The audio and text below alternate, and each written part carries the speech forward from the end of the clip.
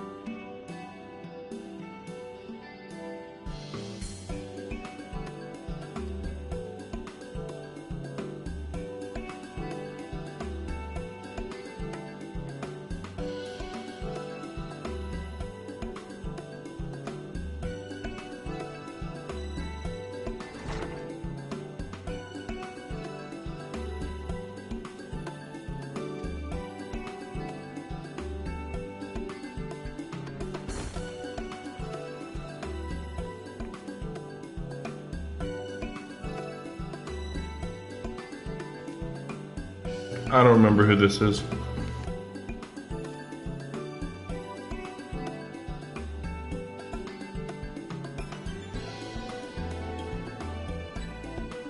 Oh yeah, is he the guy? Is he one of the guys that's over at the Crystal Tower in the source? Maybe.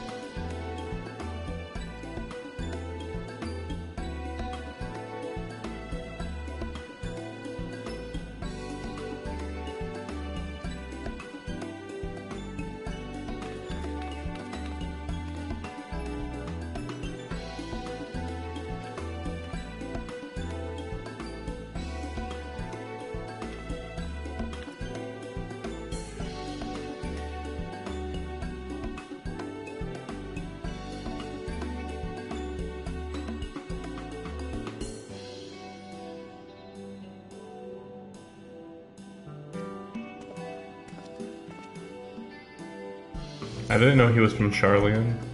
Kind of weird.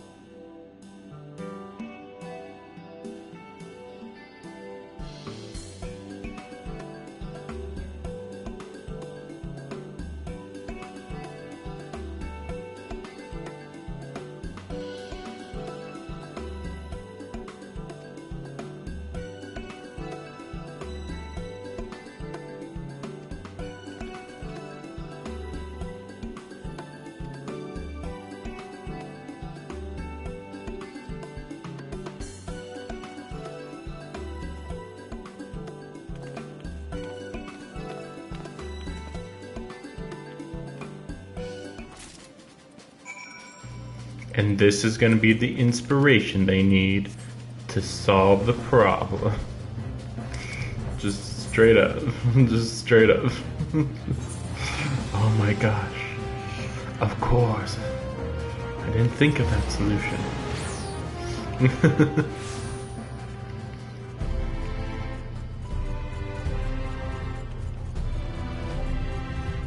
I'm already aware that Charlian is the new location in Endwalker, or one of the locations. But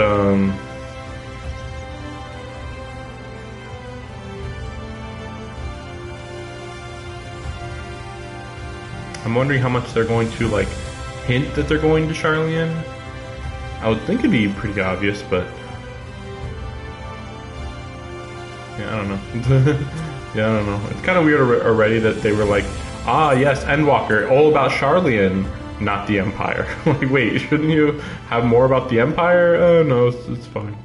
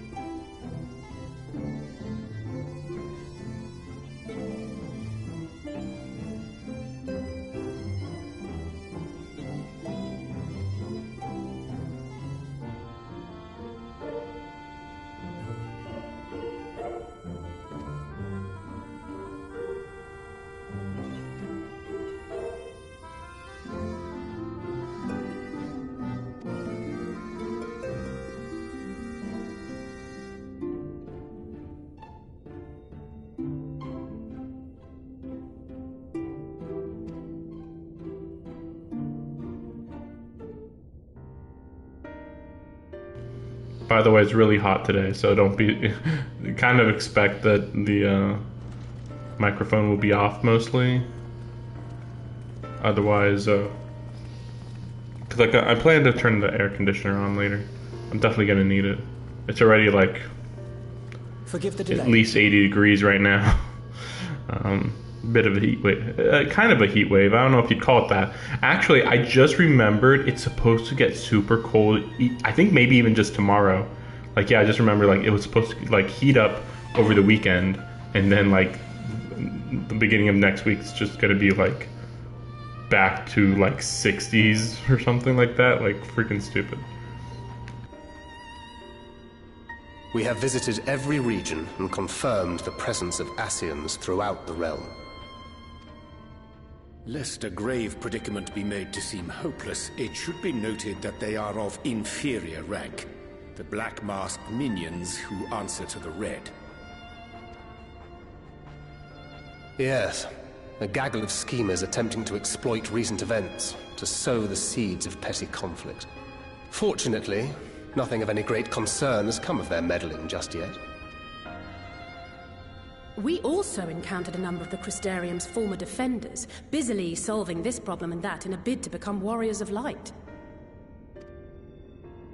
Their zeal is to be applauded. 'Tis but a pity I cannot encourage them on their course. Not knowing Elidibus set them upon it, no. Both the troubles to be solved and the villains to be vanquished are his doing too, like as not. And so, with apologies to the aspiring warriors of light, I believe it best that we deal with the Ascians quickly and quietly. I quite agree. But tell us, what news from the source? How fare our bodies?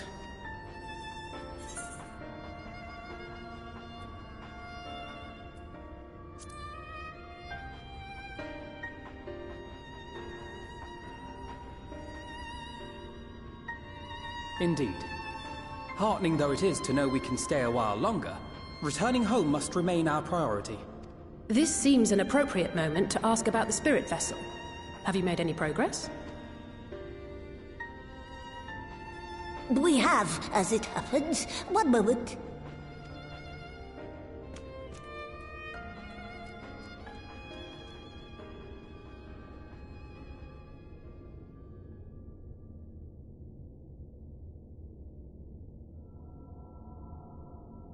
The red stones. Then this doth mean... So then I just cut my wrist and just smeared it on the stone. Yeah, it works now. Good, we're good. Okay. For the benefit of all, permit us to explain. As you will recall, using white auracite as our starting point, we fashioned a vessel for mind and memory both.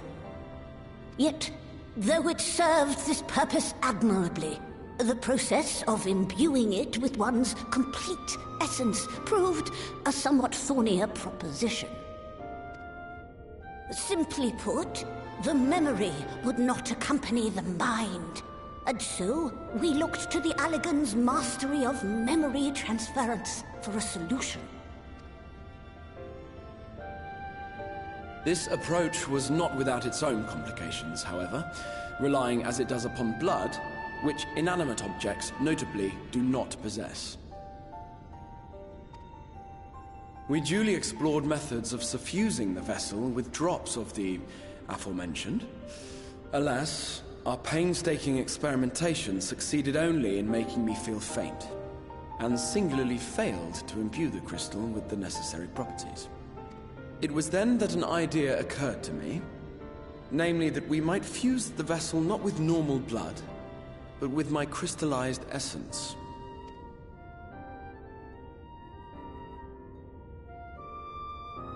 You're doing this for our sakes, so far be it from us to complain. But don't think we haven't noticed what's happening to your arm. It falls well short of offering up my life in exchange for yours, which was your only stipulated prohibition, as I recall. And it is but a small price to pay for delivering you home. Assuming it works, we shall soon know if this grisly addition will serve as a suitable conduit for the subject's memory. Although not soon enough to warrant your waiting, the test is like to take a while. Let us be off then. We have Ascians to attend to, among other things. Forgive me, but I count 6 vessels, and there are only 5 of us. One is for testing purposes. I will personally use it to see whether the crystal functions as it should. And if it does, wouldn't that mean that your soul could also return to the source? Yes. In theory, at least. But there is a distinct difference between your circumstances and mine. While your corporeal forms want for souls, my past self does not. Mayhap our essences would blend, or mayhap they would curdle. There is no telling what might occur.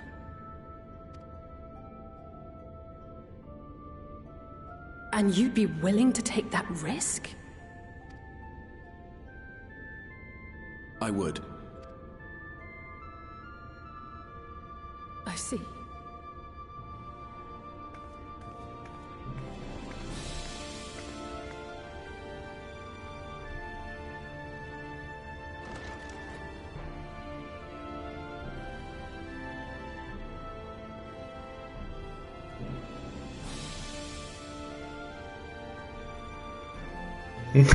What the fuck? It's like, okay, I mean... whatever. We'll just see what happens. Just like, again, I still feel like I get, well, no. They didn't really explain why only I'm able to physically go to a different shard. So yeah, no explanation on that.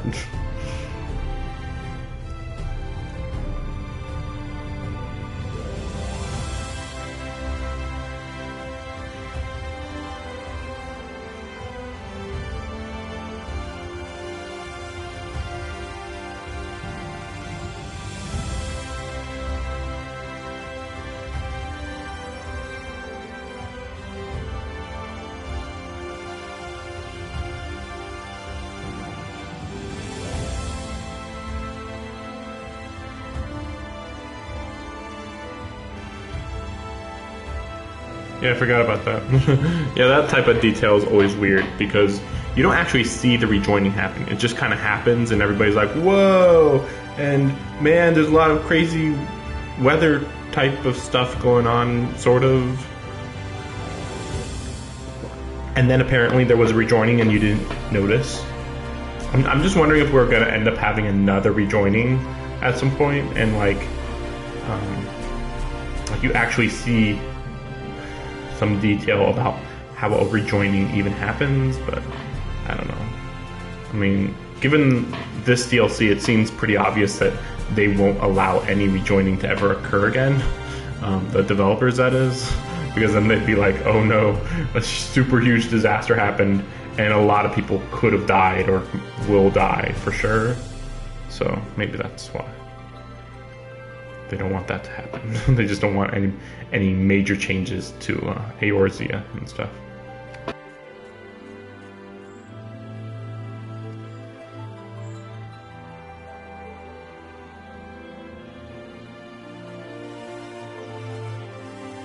I mean, with Ardbird, it was just like there was a lot of light, and that was about it, I think.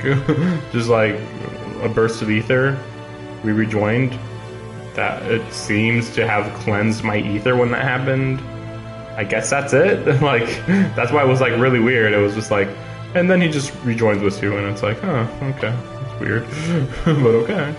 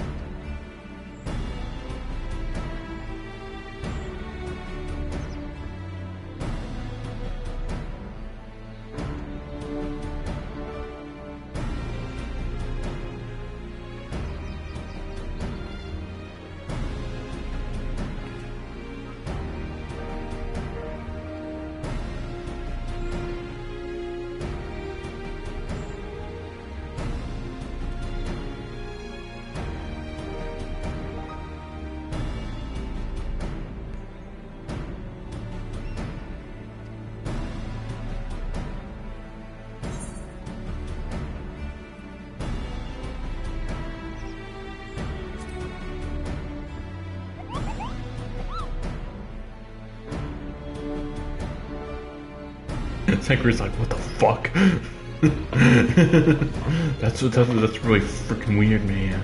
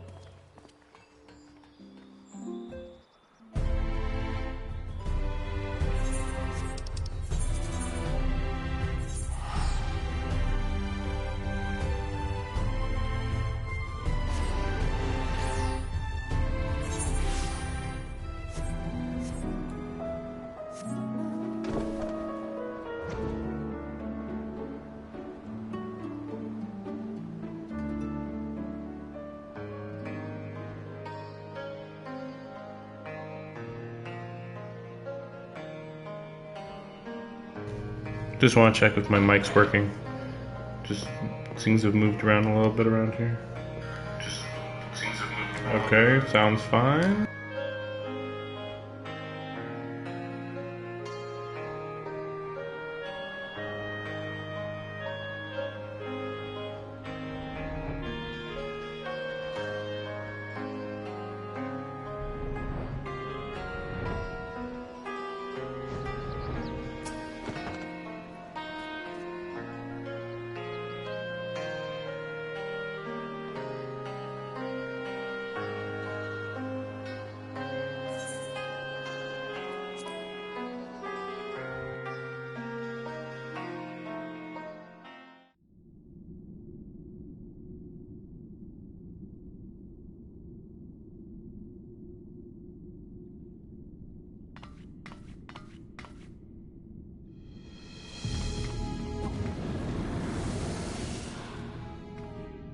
Excellent. I had intended to speak with you alone.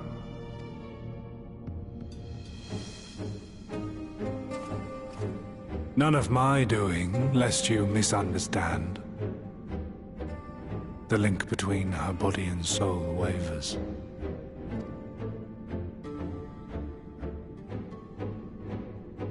I know not what you hoped to find here, but it will avail you naught to learn of our past. That's really stupid to say, but sure, whatever. And it's weird because he's the one that said that the reason why Emmett Selk died was because of his weakness, which was telling us about his past, supposedly. That's what he said. Like, what the fuck?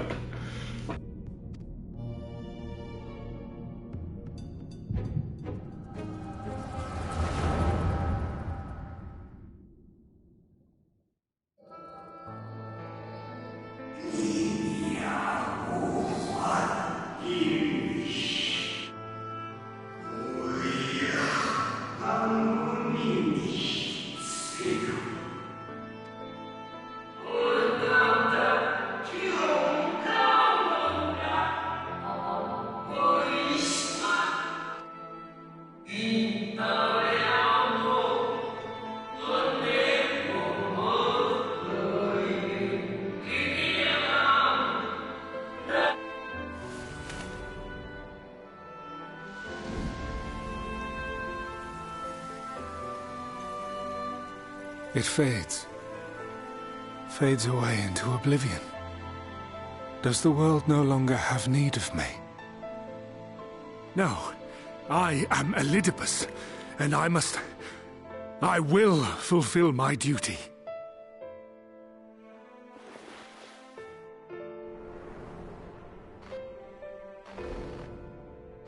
Sundered though you may be, you fought for the world's salvation. For hope. Hope.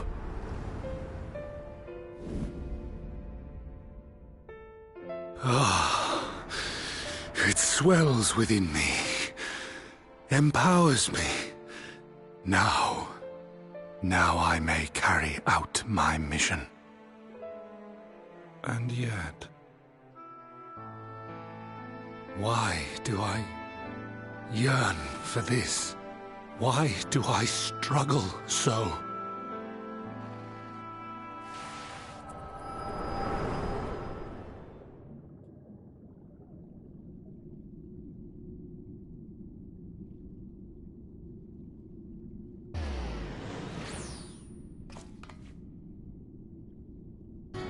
I shall take her into my safekeeping. If you want her back, you will do as I ask. I wonder how he did that. Like, pointing at somebody and then well, I guess the thing is that would only be possible if they're asleep. Like, maybe if they're awake, they can just kind of easily just move a little bit, or just be like, if their ether says no, then maybe you just won't teleport, maybe? I don't know. It's kind of weird that he's just like, bam, teleport. Oh, okay. Never have seen that before, but okay.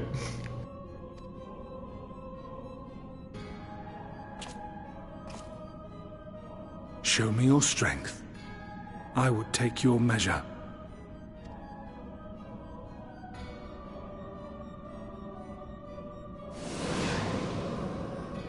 I have prepared a suitable arena. You need but ride the flow of ether.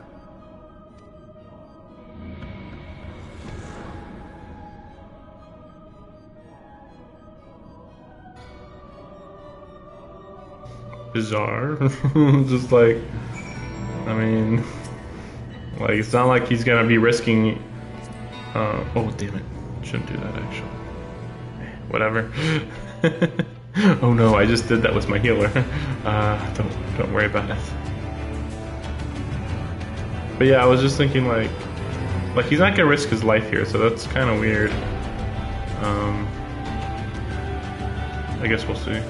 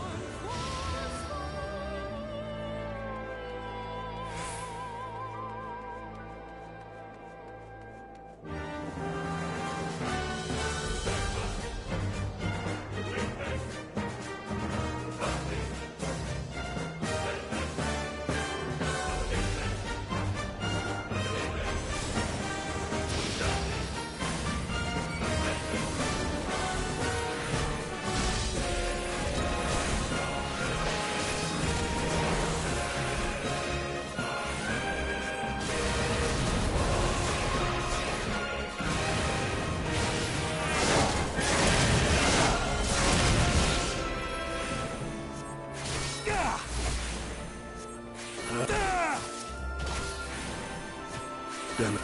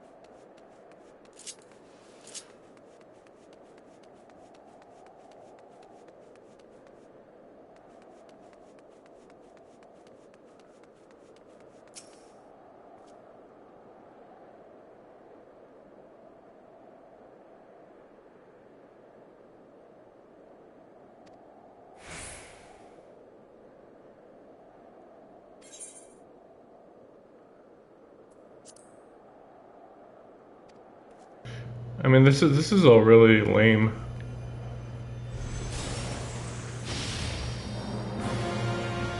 Wait, so who are these? Oh, right. Yeah, we're just talking about Stormblood now. It's just like, man, this is real boring. We could no longer control you. Like, well, I mean, technically that was probably long ago. I mean, I beat La Brea. I beat La Brea in Heaven's Word. So logically, either Heaven's Word is what made me stronger, which is possible, or more likely I was stronger than La Brea early on. Which, I mean, remember, I did technically beat La Brea right after beating Gaius von Baelsar. So, like, you know, like, yeah, he was in he was in my friend's body. I forget the name. He was in somebody's body. I forget.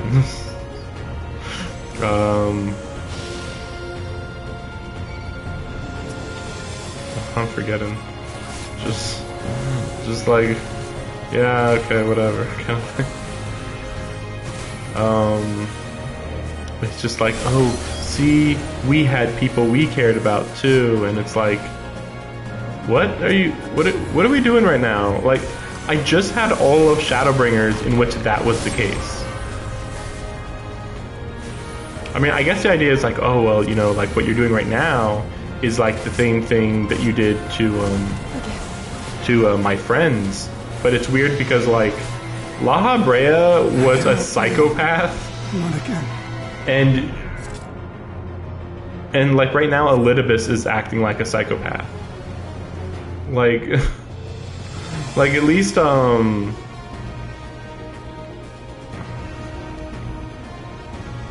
fellow beasts. Oh.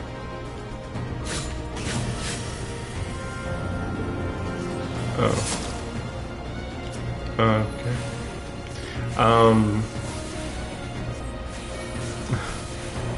It's just, I don't know, it's just like, why should I care about what's going on here?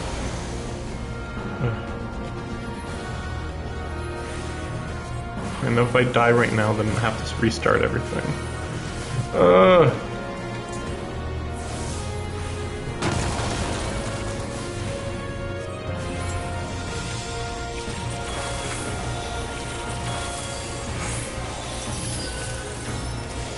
Gotta get that that attack power up, just in case.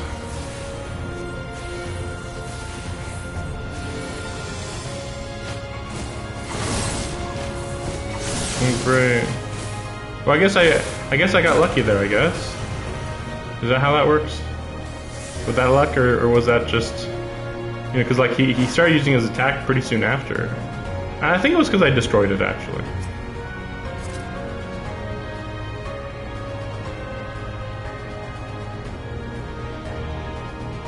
Yeah, it's like, anyway, I'm just wasting time right now. It's like, what are you talking about with testing my strengths? Literally every event before my life that apparently you've been watching has been testing my strength. So like, what the fuck? But yeah, all of the Astians have done a really good job of just being mindless psychopaths that want to kill everything.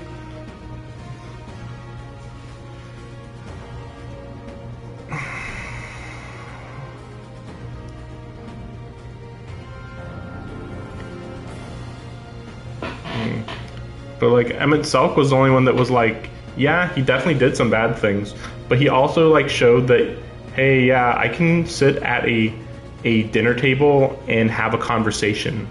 Literally every other Astian is just a psychopath that would be like, hey, you want to go to dinner? And they'd be like, eat darkness, bitch. And it's like, what the fuck?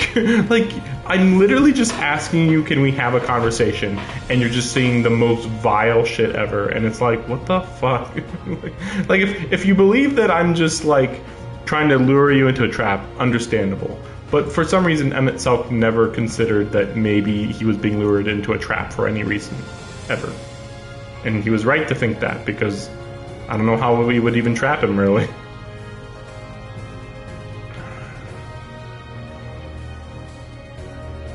So then he's like, I'll fight you myself now. I was gonna say like a clone of myself. I don't know. You could just, yeah, I'm testing myself. Hope the music's not generic.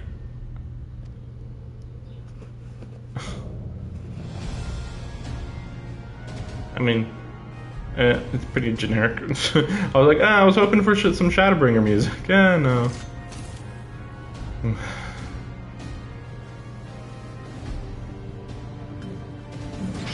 Hopefully I don't die. I have to redo this whole thing.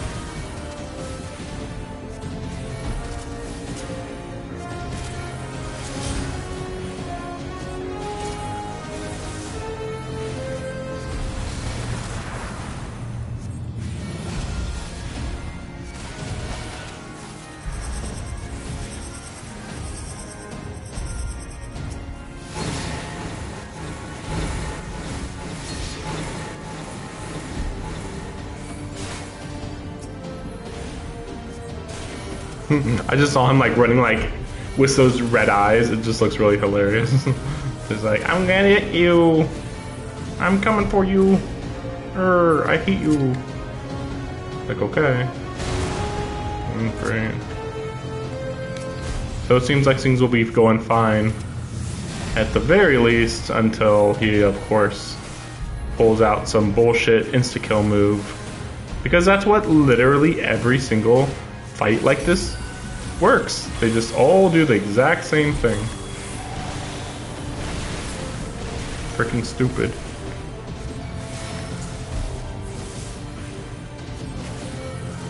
Yeah, because if I end up dying, I'm just gonna do super easy mode. It's just like, if the game was actually properly made for this, it'd be one thing, but literally there's no dodging mechanics, there's no blocking mechanics that I can affect. Like, nothing.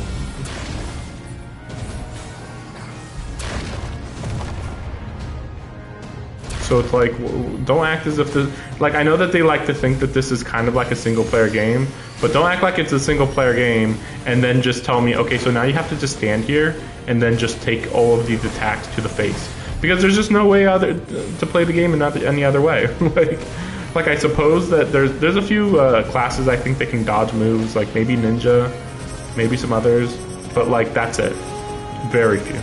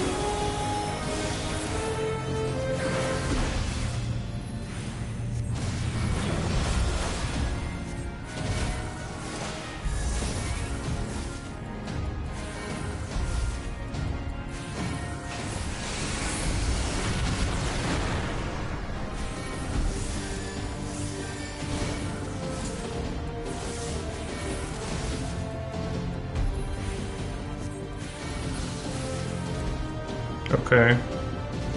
Okay, I don't know if I just got lucky or if he just literally... Wow, I had 10 minutes left to complete this. I was fighting it too slow. Freaking stupid. I mean, I guess it's just because I'm a healer, but still, like, they shouldn't even have time limits on that. Last we fought. Stronger.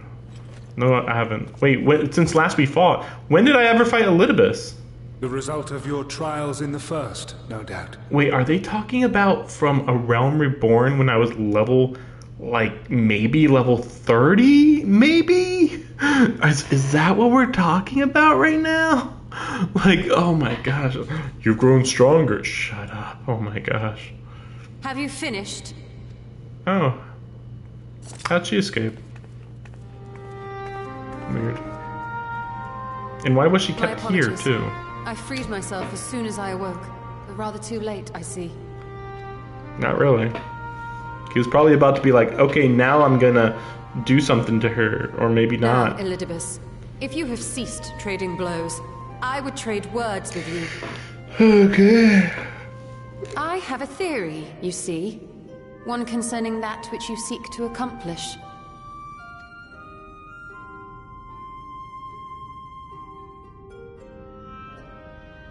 It stems from who, or rather what, you truly are.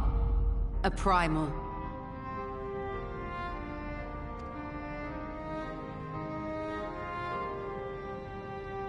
The ancients created Zodiac to deliver the star from destruction. If the magic that brought him forth is the precursor of what we know as summoning, then Zodiac would have been instilled with a presiding desire. I found it among the records at Anida, and it came as no surprise. Were I faced with the world's destruction, I too would wish for the same. Salvation. I know that you sacrificed yourself to become Zodiac's heart.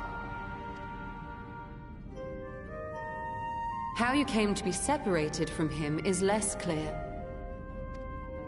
But if you are a fragment of his being, it stands to reason a desire for the world's salvation would drive you.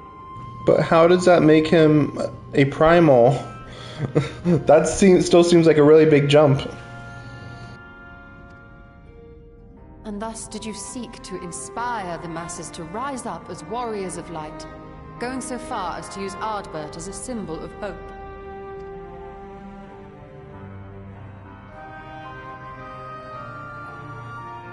Correct on all counts. Such is my nature, and such are my methods. I have aided heroes. I have made them. I have even become them. This served not only to strengthen me, but also to facilitate the work of my brothers, such as Emmett Selk, with his penchant for nation building.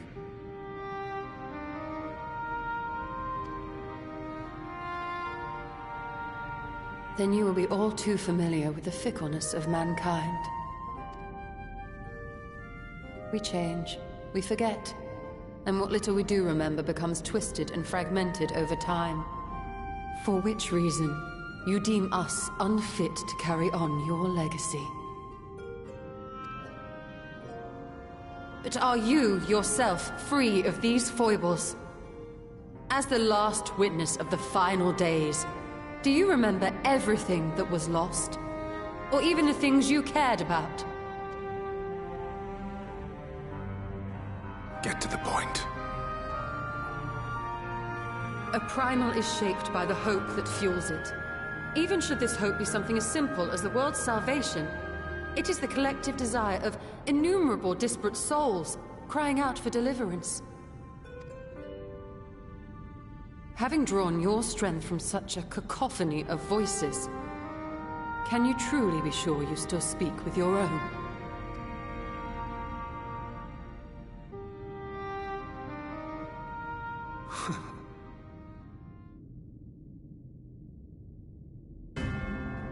Your question is irrelevant. No matter how much I should change, no matter how much I should forget, I shall ever remember my duty.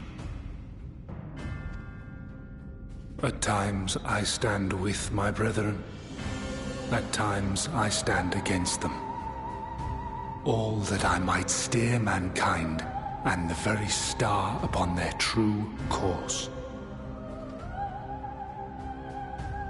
For ELIDIBUS is my name and my mission, guiding my every deed.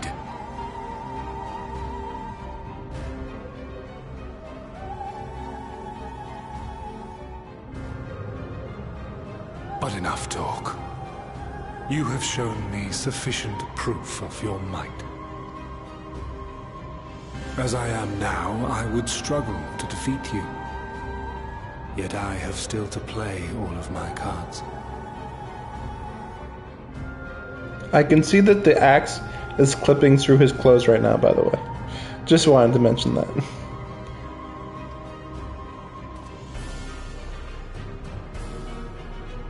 If I could offer you some semblance of sport, your lessers would pose no threat to me.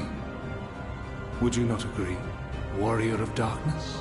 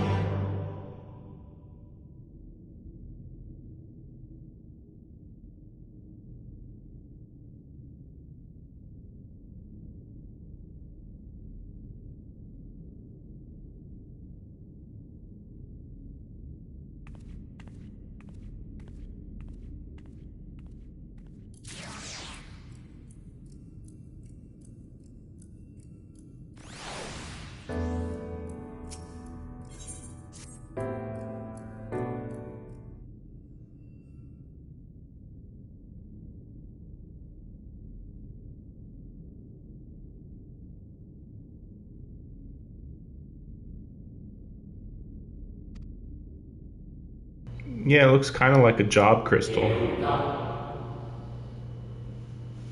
But I guess not.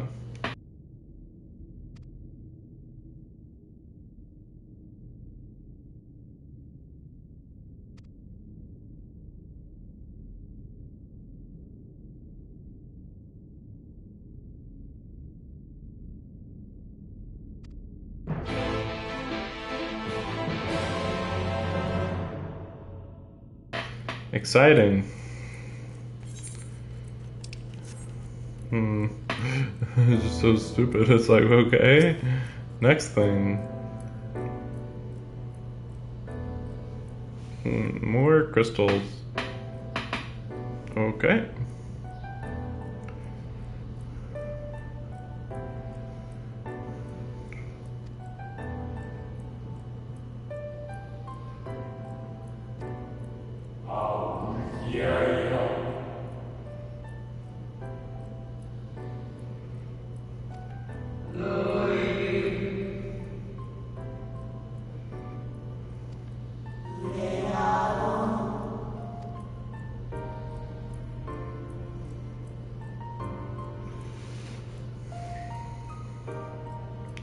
Okay. It's just, wow, this is taking a while.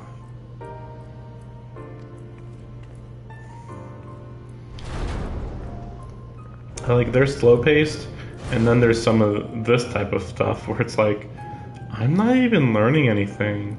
That entire conversation with ELIDIBUS, I feel like I'm crazy because I don't know what I was supposed to learn from that conversation. She just out of nowhere said, "You're a primal," and he's like, maybe? Because I don't have memories of when I was alive, so that's weird. But that was like it. It's like, that was as far as the primal talk went. It's also weird because, like, technically he wouldn't be a primal, he would be like a creation. Like, these guys make creations. Well, what if you made a clone of yourself, right? But I mean, that would still mean his Ascian clone is still a Ascian because he can jump, he can travel in soul form. Well, I mean, I guess a primal could do that, but it seems unlikely. Unless it's a primal that's a creation. I mean, because a primal and a creation, I made this monster that can be a helper servant. That's what the Ascians can do. They can do almost anything. So that's technically, That's a primal by these guys' definition. But that's just because Ascians can make anything with just one of them. But in order to make anything in this way with the rest of the normal population, the only reason why you'd be all thinking about one thing would be if you are all thinking about primals. Who knows? Maybe that's what the what are they called? It's like the true gods that the Archons believe in. When they summoned the 12 and they defended the world from Bahamut. How's that any different? You know, you're praying to these gods, but like, how's that no different than just materializing what you wanted in that moment? Because they, of course, this was all the Archons doing it, but they have a lot of magic and a lot of imagination, so it didn't turn evil because they didn't want it to control them. They just wanted it to do this one specific function. So then when Bahamut destroyed that function, then it didn't continue. Like, maybe it would have continuously drained ether, but since it didn't live long enough, it didn't drain ether, maybe. It's just like really weird that people are acting like, oh no, Ascians and normal people are different people. It's like, no, they're just better forms of what we used to be, basically. Your instincts serve you well.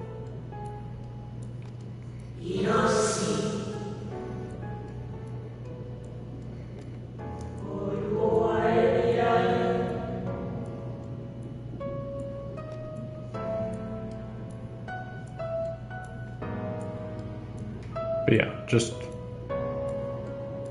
anybody can create anything if they believe enough, kind of, in this game.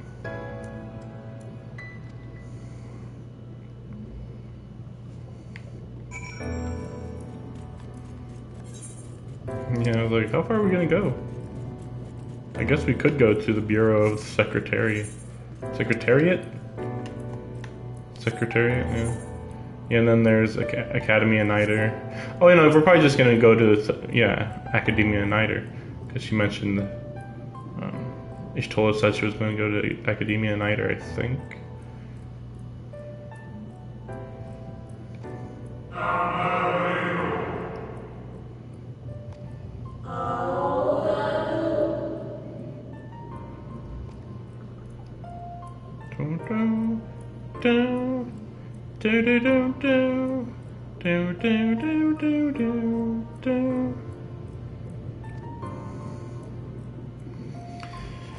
Okay. Can't wait to learn something.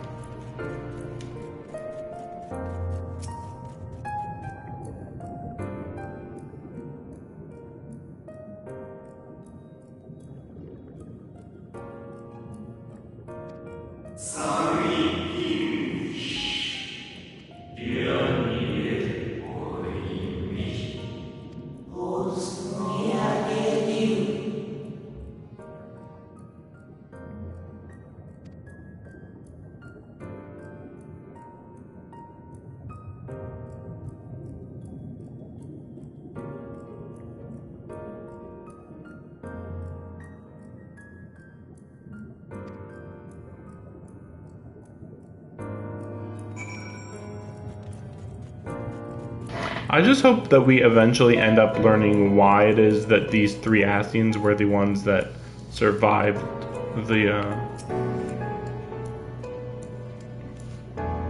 unjoining of the world, the splintering of the world.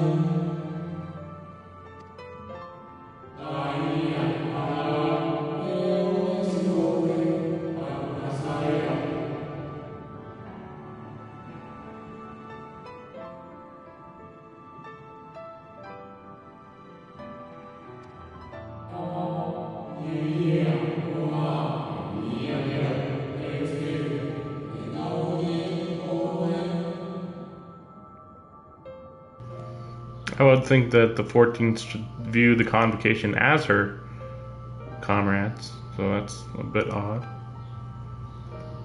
But yeah, this is like complete confirmation that you are the 14th of the convocation. So I don't know how that works, because it's like, okay, well, you start the world when you first enter the world in Realm Reborn, you know, at level 0 or whatever.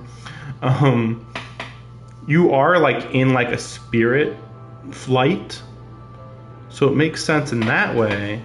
But then whose body would you take over? And why is it that you came from thousands of years ago? Or that just that you don't remember your previous reincarnations?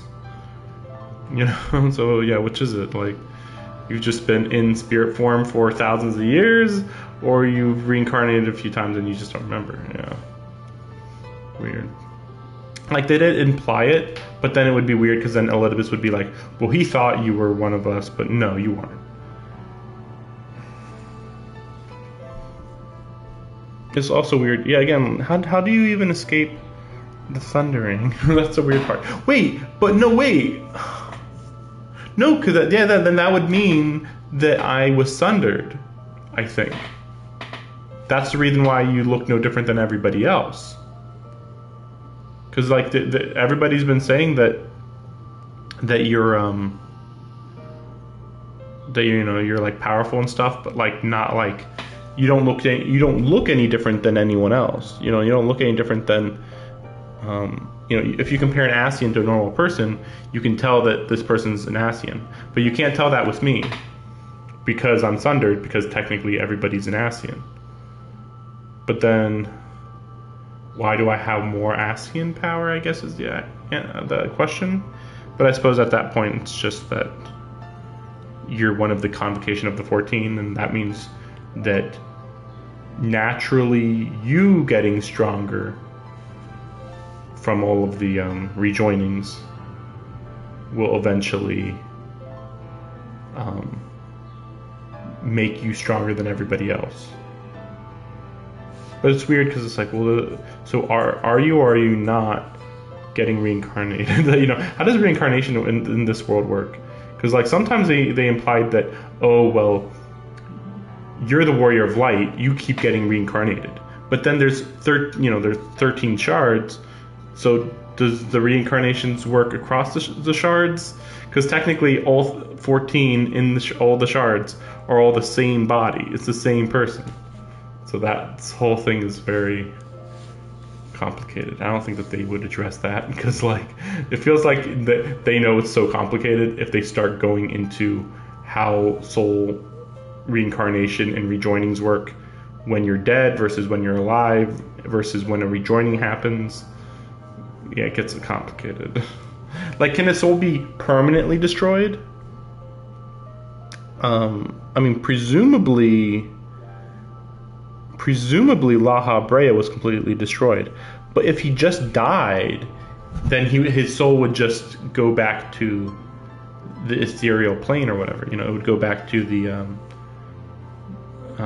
afterlife, and he'd be reincarnated eventually. But maybe he wouldn't have the dark influence from Zodiark, maybe? Because I think that's like what they're really trying to push is that, yeah, all of these guys who made Zodiark were actually corrupted by Zodiark. It's just weird because then you have Emmett Selk, who, if he was manipulated by, or if he was mind controlled by Zodiark, he kept all of his sanity compared to everybody else.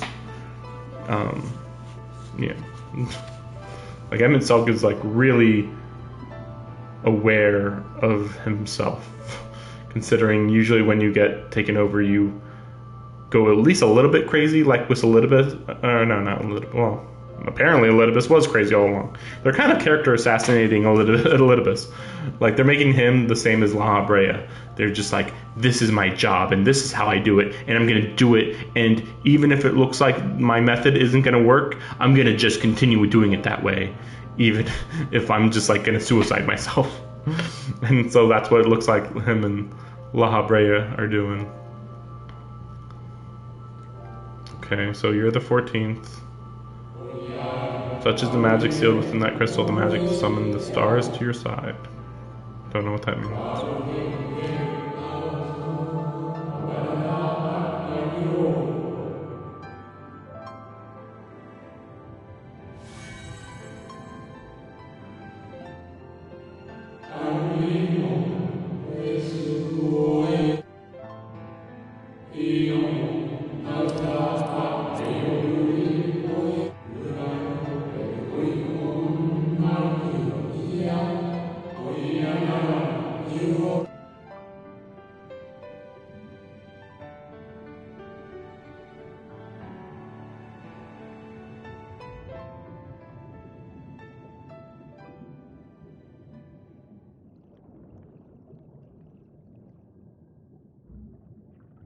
I was wondering where you'd disappeared to.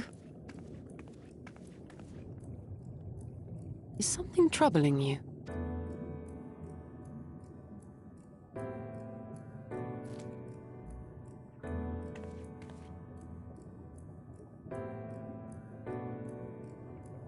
No?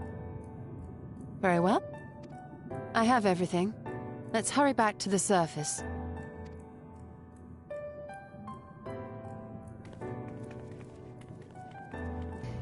Weird. That almost ends up implying that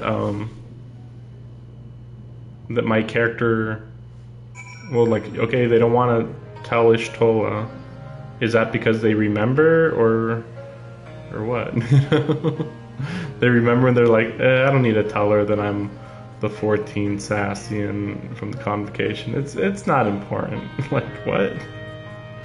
Okay, if you say so.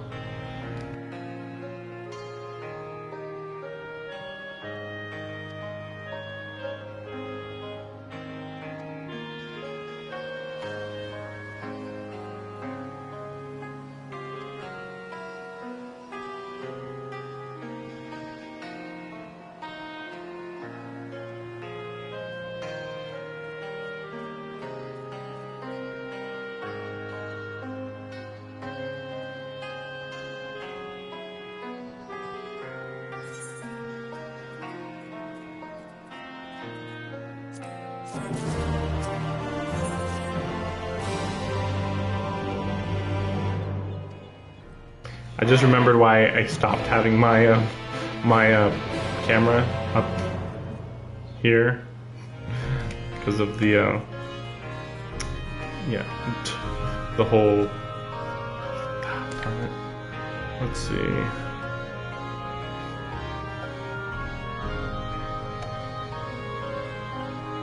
I'll just make the picture smaller, I think. And put it back in the bottom right. And hopefully that won't interfere with the some of the dialogue, because it seems to be doing that a lot.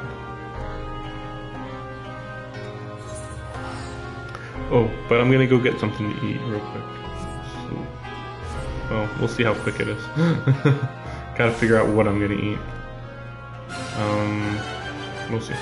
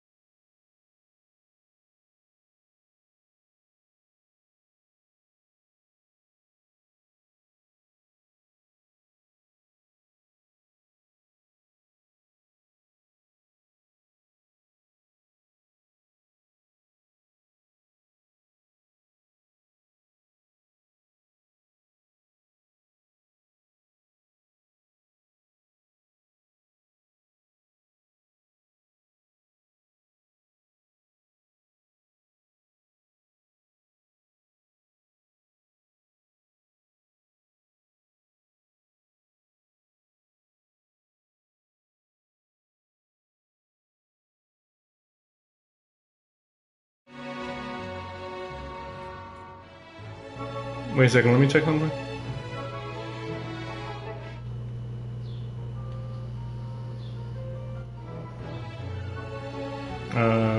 Wait a second.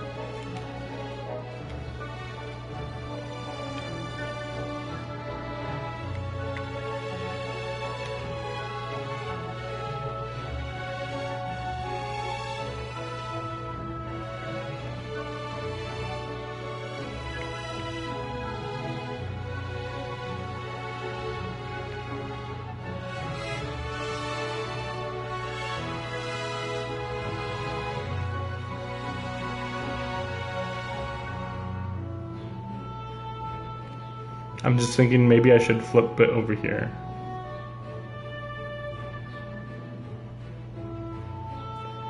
But it still would get in the way of dialogue. Okay, okay. Wait a second. We'll just flip it real quick. Wait, no, that's not how you do it. I'm just thinking once I'm done streaming Final Fantasy 14, like completely, it's gonna be kind of interesting to stream some stuff on the PC. I mean, I don't care either way whether I play on PC or not, but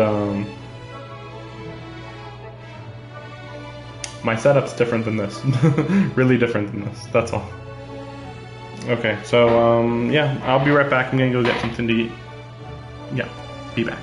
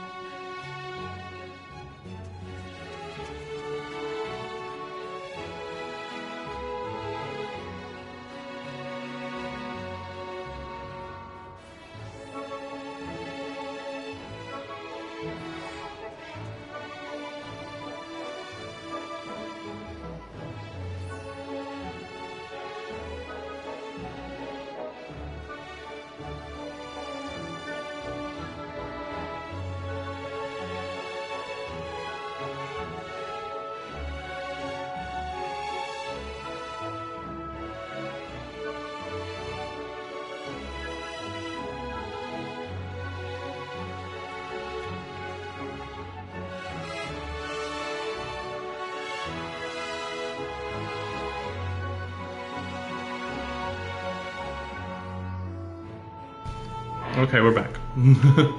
Let's go.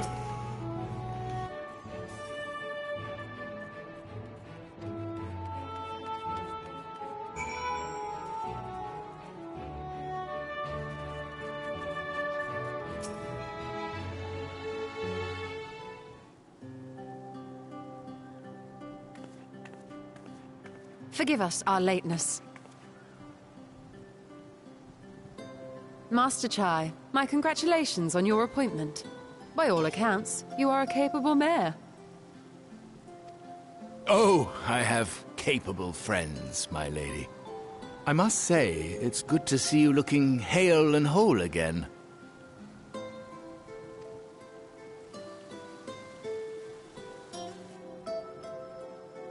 The credit for that lies with my own capable friend, without whom I might never have escaped my abductor.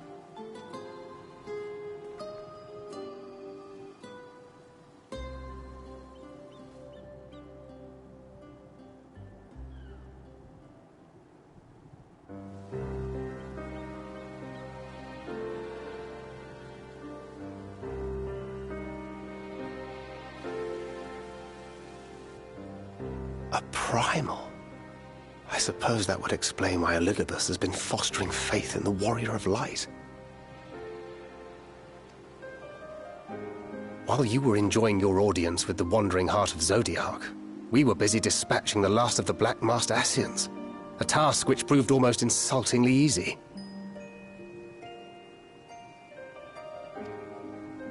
Formidable though we undoubtedly are, they were obviously sent to provide encouragement for budding heroes. One cannot help but wonder how many times the ploy has been used before.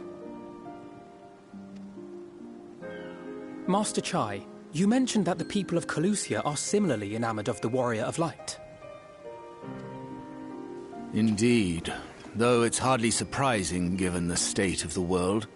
Many are still struggling to find a purpose, and it's only natural that they should take comfort in the tales. Then the fever has spread to every corner of Norvrent. We may have dealt with his black-masked minions, but it is plain Elidibus has yet to show his hand.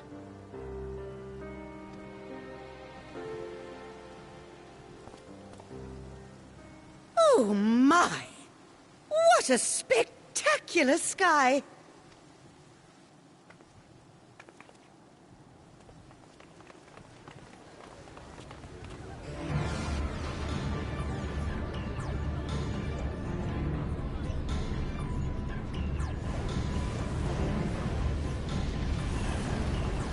Another star shower. Wait, is that...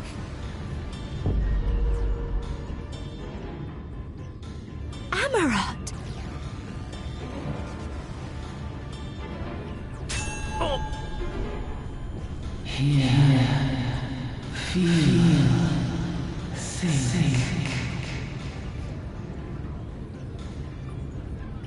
Did you hear that? That voice calling out? No, I didn't hear anything, but... why do I feel so... like I've lost something dear to me? Does Elidibus seek to awaken more people to the Echo with clearer visions of the final days?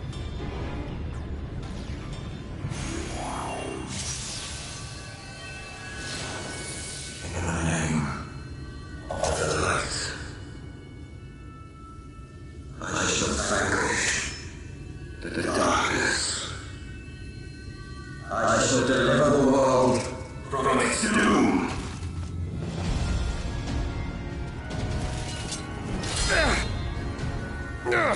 And who might you be?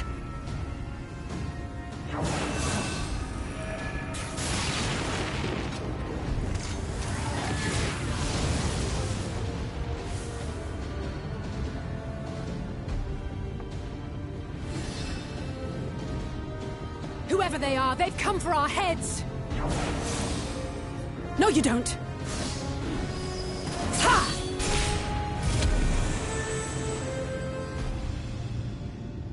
They are not of flesh and blood.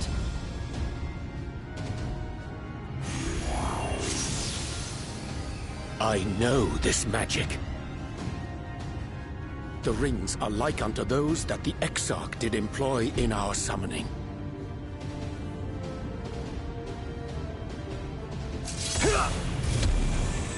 Are you saying the Exarch is summoning them?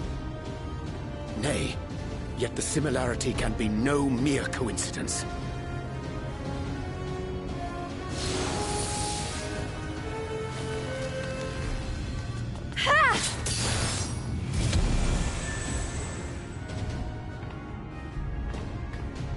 Should we make a stand here, or retreat to the Crystarium?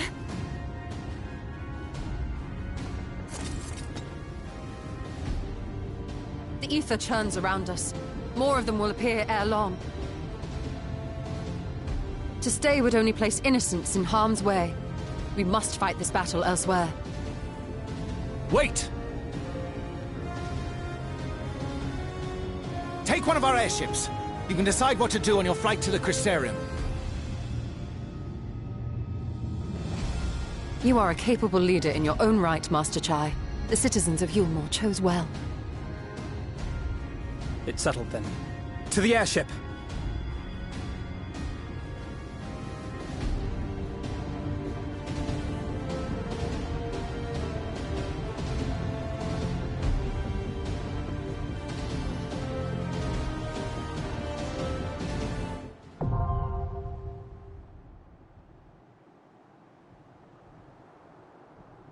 Okay then. Weird. I guess we're fighting in the sky then. Wait, where's Amarat? I thought we were just looking at Amarat.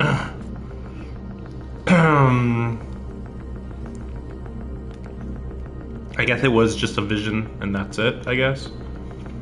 Weird. Oh right. Gotta change my... so we will go with... Well, yeah, actually, we're gonna go in a dungeon, so I guess I will be healer. I'm not... I mean, Paladin's not bad, but... it's a tad bit boring. Like, I think I will be doing Paladin in Endwalker, though. Because all the skills that I like for Paladin are apparently from 80 to 90. So, hopefully we'll just be doing that a whole bunch. Oops. But, yeah, Machinist is a little hard to say what I want to do with it. And Summoner, I'm just gonna get it to level 90. Just because. Just because. I guess we'll go with Sastrologian then, yeah.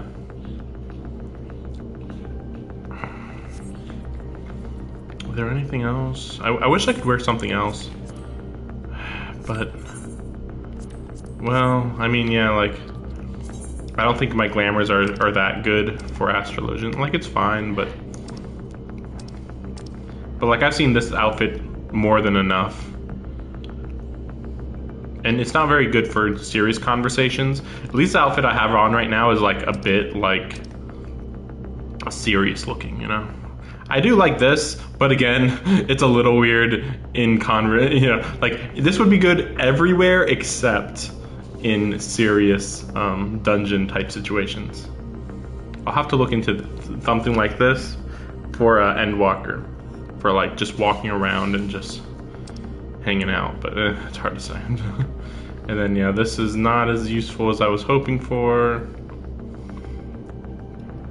Like yeah, this dress isn't nearly as good as I'd hope. Yeah, I guess that's it. So yeah, this like what I'm wearing right now is at least like professional looking.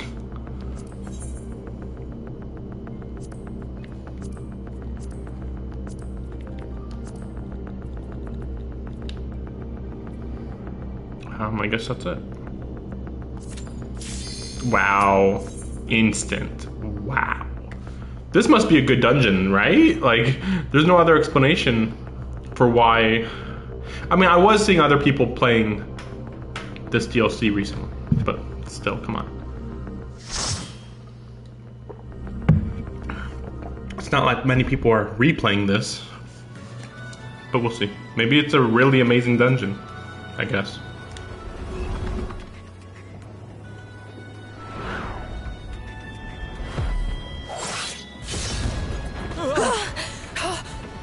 Damn it! Hang on to something!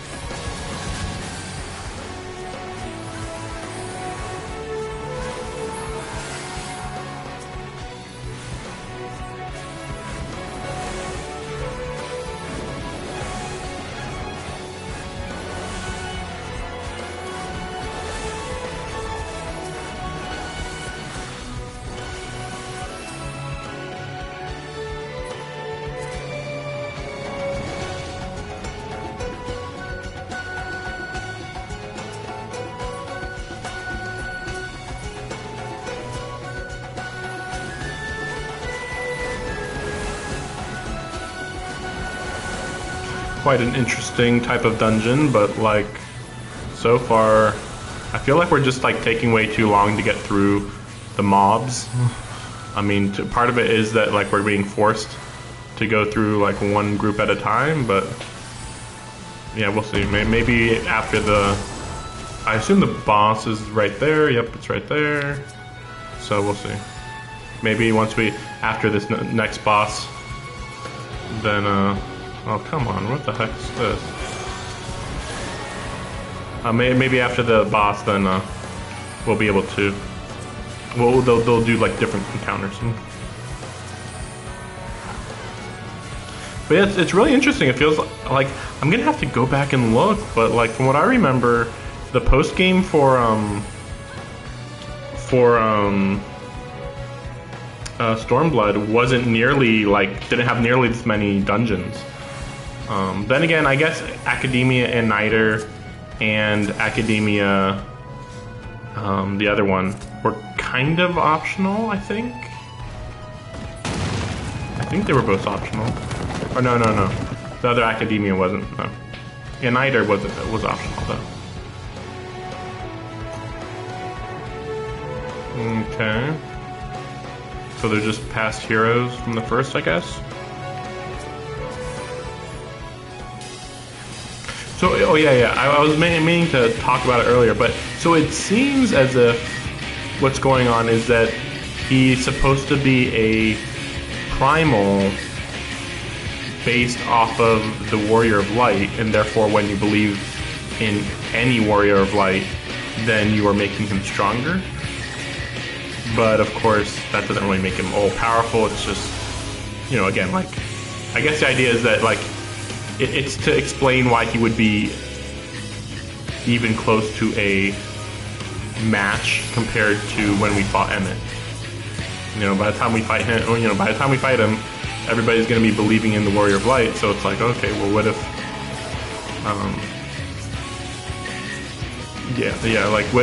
since he's going to be made more powerful by people believing in him, then that might be comparable to Emmett Self's power, because Emmett Self was known as being the strongest in the Convocation. Well, he was a leader. It's weird. He was known as being the leader, not necessarily the strongest one, but I guess you gotta assume he was the strongest one. And also it does make sense, since all we have left is Emmett Self and Elidibus after La Habrea died, and La Habrea showed he was so weak that we were able to beat him as a minor boss, along with him combining with a different Ascian. That's how ridiculous that was. He wasn't even, yeah, it was ridiculous. Yeah.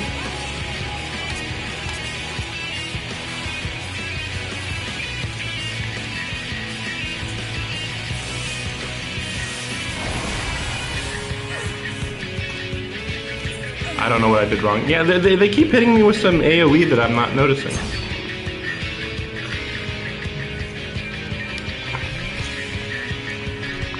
Doesn't help that everybody else is running around like crazy. I could be wrong though. Maybe it was all my fault. I had just started using my light speed.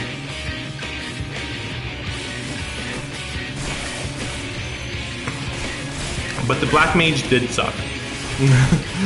How are you getting hurt? You were literally attacking from far away.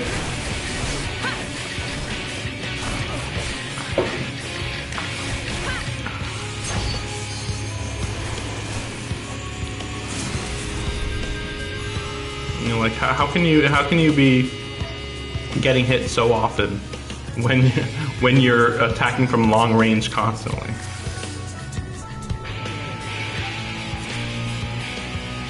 I was really unclear, because I was like, well, I guess I could just use every spell to heal everybody quickly, but everybody was getting hit so consistently, and then of course I was on low health. It's like, I guess I'll hope I don't get hit, and then I got hit. And I didn't even see what was hitting me. If I'm not seeing the things on the ground to tell me whether I'm about to be attacked or not, how am I supposed to know, right? But I guess we'll see. Maybe there were more obvious indications than I know. Maybe. Nobody's even talking here. So it makes me wonder, it's did I do anything wrong, or was there something else going on here? I don't know. I'll try to stay behind them. Maybe that'll help too, maybe.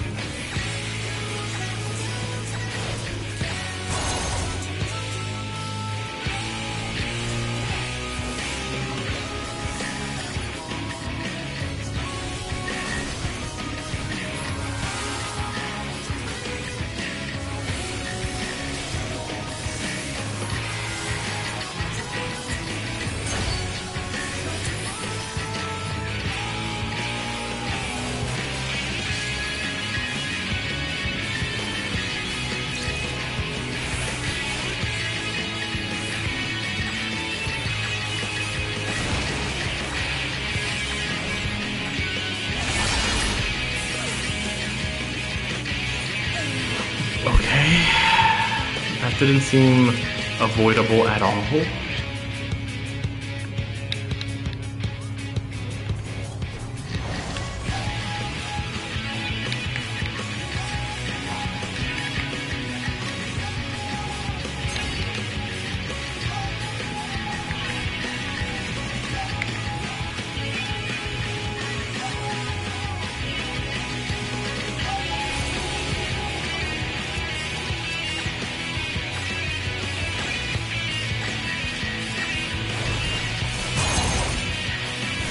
I mean, I don't know. Like, we were all doing fine, and then suddenly, even though I was outside of his range, I got hit for half my health. Then I moved to follow what they were doing a little, and bam! I got killed. Like, 1, 2, dead. What the fuck is that?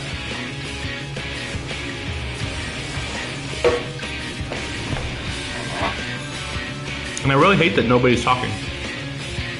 It's like, wait, what's going on here? That you guys aren't talking like at all.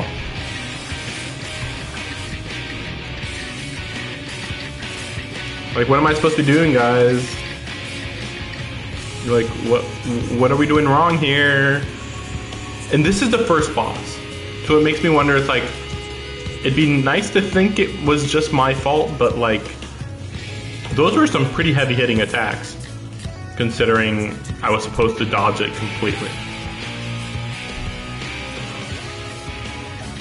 I was keeping everybody healthy, so the only thing was, yeah, just those 2 attacks, they killed me. Even if they were powerful attacks, it still is odd.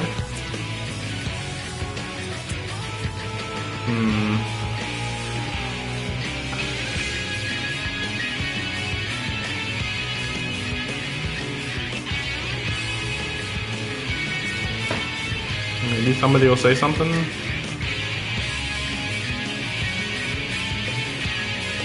Like, that's the thing, like, I don't even know what to say, because I'm not even sure what I'm doing wrong. Nobody else is saying anything.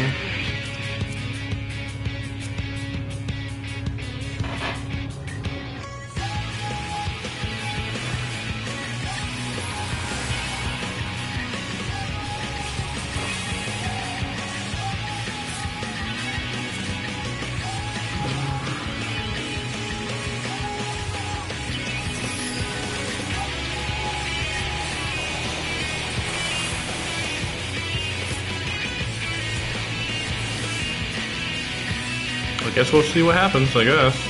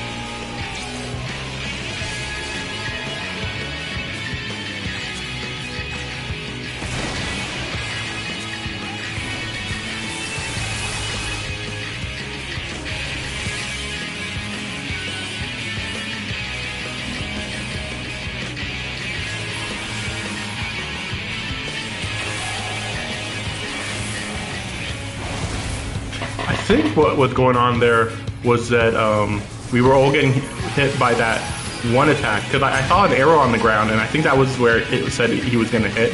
with his Dragoon jump. But it's weird because I didn't see that last time, like, at all. But I think it was just behind me. Yeah. And maybe I thought it would look similar to what I have above my head right now. Because, yeah, then I thought over there, oh, darn it, see, we're going to hit there. See? It's too much. Not ready for it.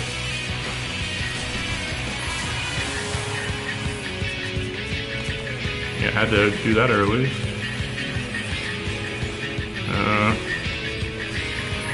There's definitely some positioning stuff going on here that nobody's mentioned. It's like, okay, it starts to target me, and yeah, there's the two parts where he'll go across the field on 2/3 of the entire arena. Yeah, right now, if I didn't have jumping, we'd be screwed. Damn it.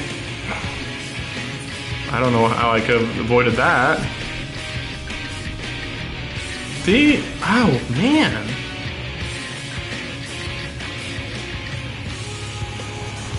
I think the problem is that we have a black mage. I've seen this issue before, where it gets really, really weird.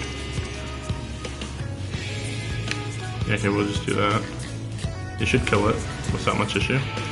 But yeah, I've seen this issue before where we have a black mage, they die super quickly, and they don't know how to play their class. Now, to be fair, I shouldn't say that they don't know how to play their class because they're level 80. Like, come on, you gotta be able to play your class at this point. But it seems like that's kind of what could be going on here. And it's also really weird that none of them are communicating.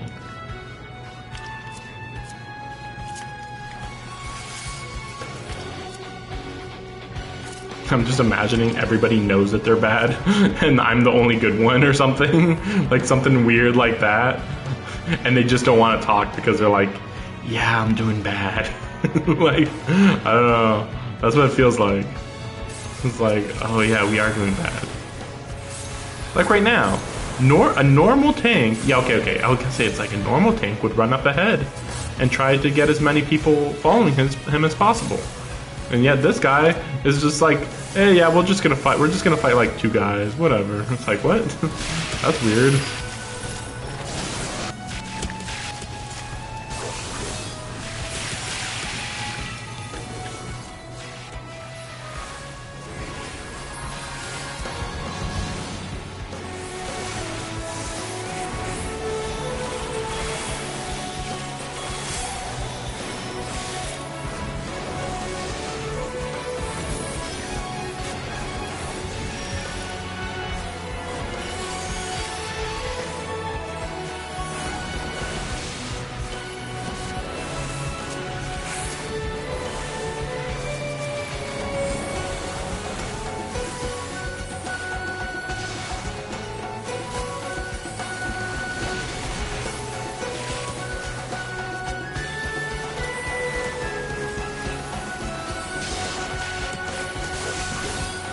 Okay, so I can't heal any faster than this, so I hope he's got a plan.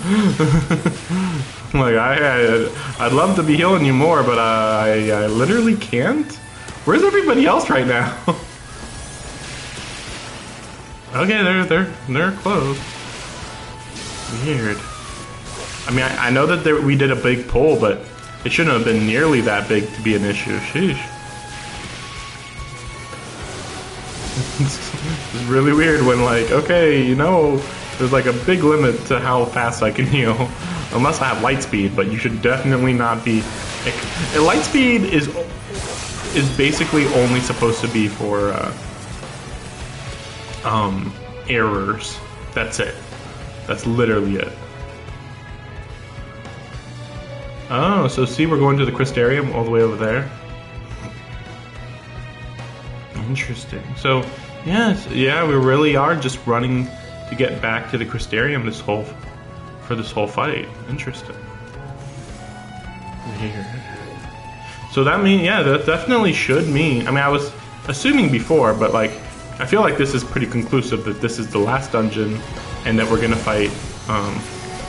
We're gonna fight him right after this. Like, there could be nothing left after this. Other than to just fight him. Like, what else is there to do? Oh boy, this is looking bad.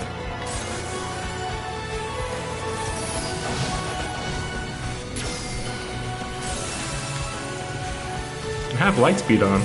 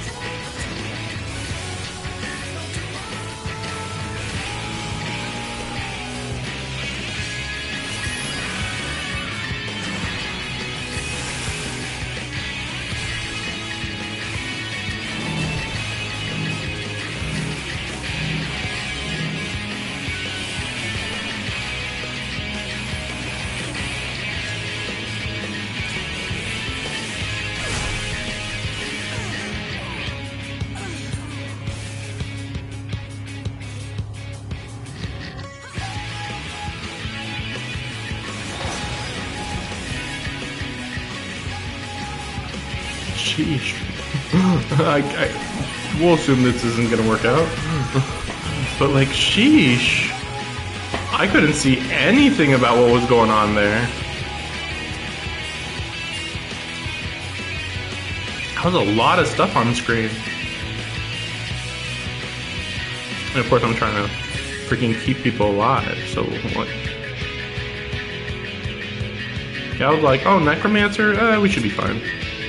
And then like, yeah, what was that? That's weird.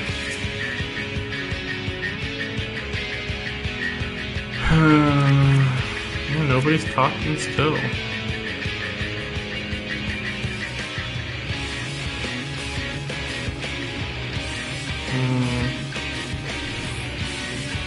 Weird.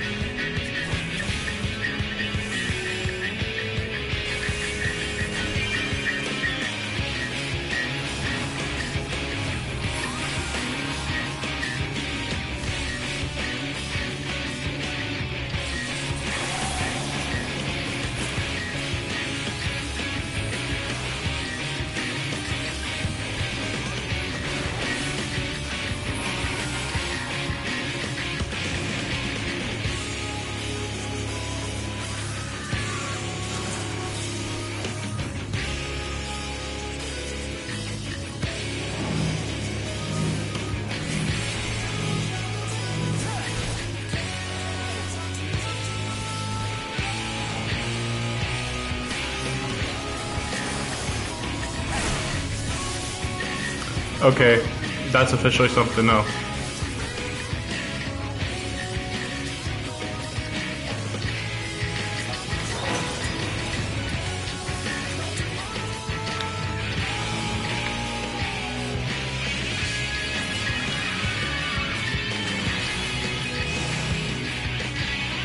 Yeah, like, that's how I was like, wait, what's going on here? I thought I got hit by multiple things.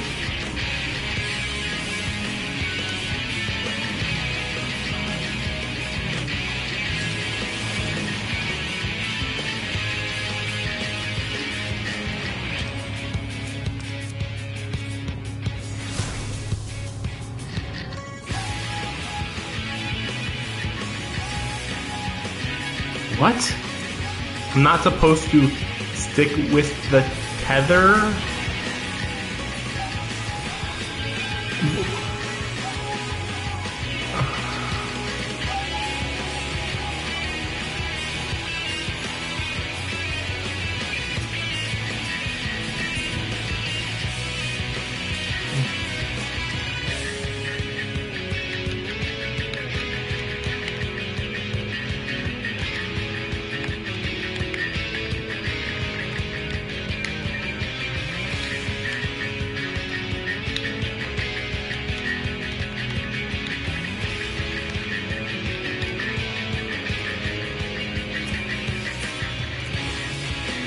Like, there's no options. There's no options then.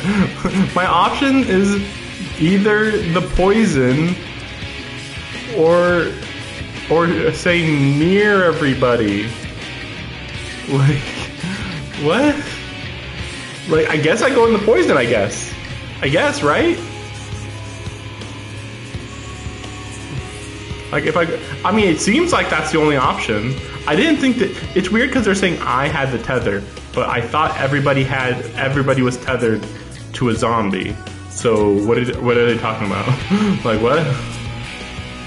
Everybody was tethered. What? And the weirder part is also that I just asked him a question and nobody is answering. Hey, what? You just said that you had an answer right here. Oh. Healing shoes?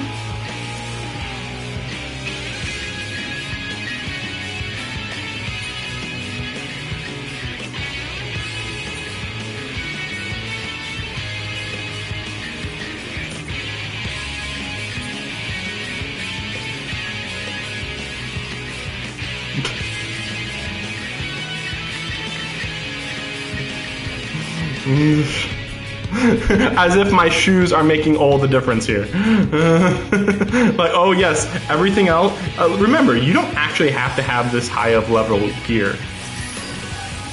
So it's really funny that he's like, oh, do you have better shoes? Like, what? You think that's gonna make a big difference here? Like, really? I'm not dying easily, that's the thing. Like, that's literally my strongest, like, I have only one thing is missing, you know, the highest level. So, like, here, the weird part about this is that I thought they're supposed to get killed by his ice, but it doesn't look like that's, yeah, because see, then they just die. So it's really weird. And, you know, and when I'm getting chased, am I supposed to let him grab me? No. Okay. So he does seem really weak, the boss. It's just that you have to get around that poison, I guess. So I guess I'll be going into the poison, because nobody said anything else. They just were acting as if, well, yeah, you're gonna have to go into the poison, of course. It's like, okay. Into the poison I go. I guess it's fine. I just needed to know, do I go into the poison? And they didn't even answer me.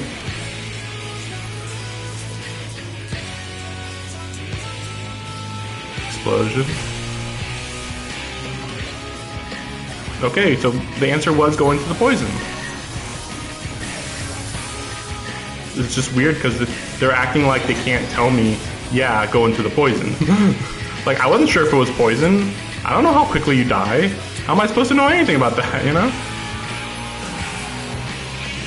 great. And like, I don't know whether the other people's things that are chasing him right now, whether they would kill me. Am I supposed to know whether they would kill me? Like right now we're doing good, but that's just because my earthly star was like perfectly timed. Yeah, see, then they all jump at me. I think we're dead. Because yeah, all these three are too close to each other, right? You know? I guess. No, I guess we were fine. Yeah.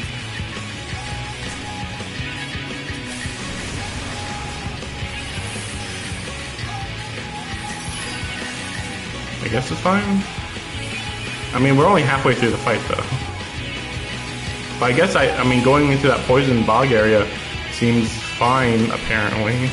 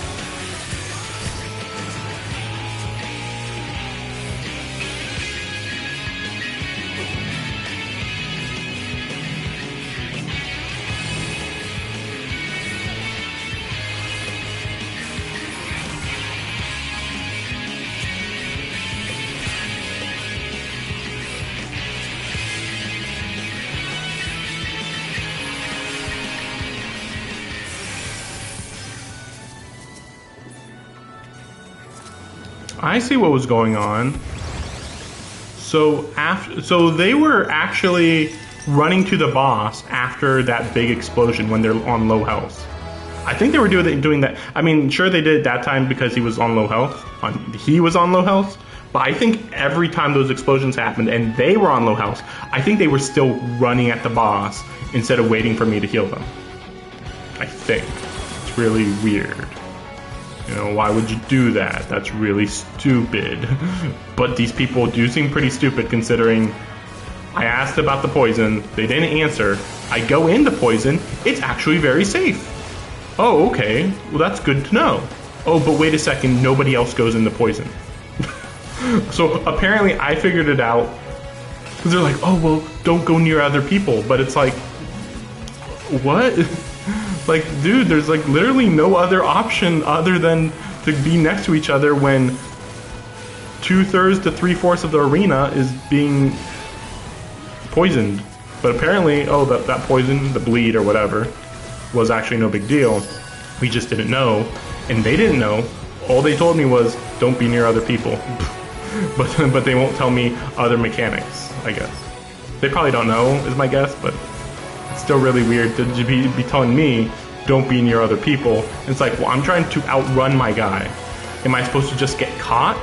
Is that okay? I don't think I ever saw anybody get caught. That's why it's weird. And look at this shit. All I'm doing is healing, because there's literally nothing else I can do. He will die if I stop healing. Who knows how quickly, but, you know, I don't have time to figure it out. I could just put down an earthly star, I just don't know if it's worth it, because, like... Yeah, and then the fucking mage is getting hit by... Or did get hit by something. I think they're still getting hit by something, though. Where's the mage? How are you getting hit over there? Literally no sense.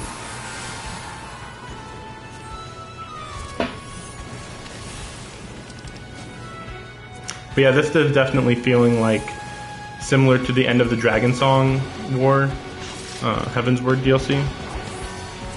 Just like, this is the prologue / actual end to the story.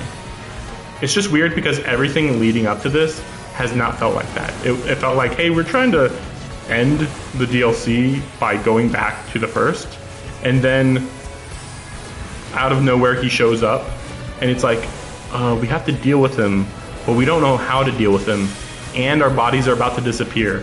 So, like, right now, it's starting to look like his downfall is going to be his impatience, because he literally could have waited a month or something, or maybe even years, and then he could have done all this without us interfering. Because I always assumed, when I first heard about the first, I assumed, oh, we'll be able to come back here anytime. But then as time has went on, it's like, no, it's actually like we kind of lucked out that all of the Scions even came.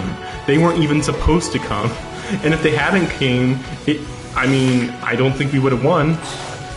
Like, you know, like, there was way more issues going on than the simple fighting issues that I had to deal with, basically.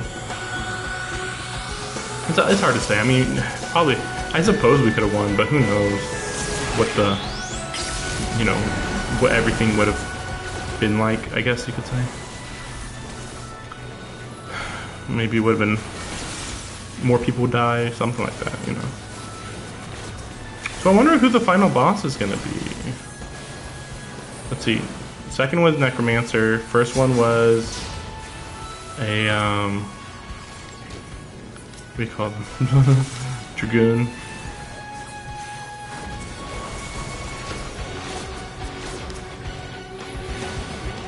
I guess the last one would be a knight, I guess, right?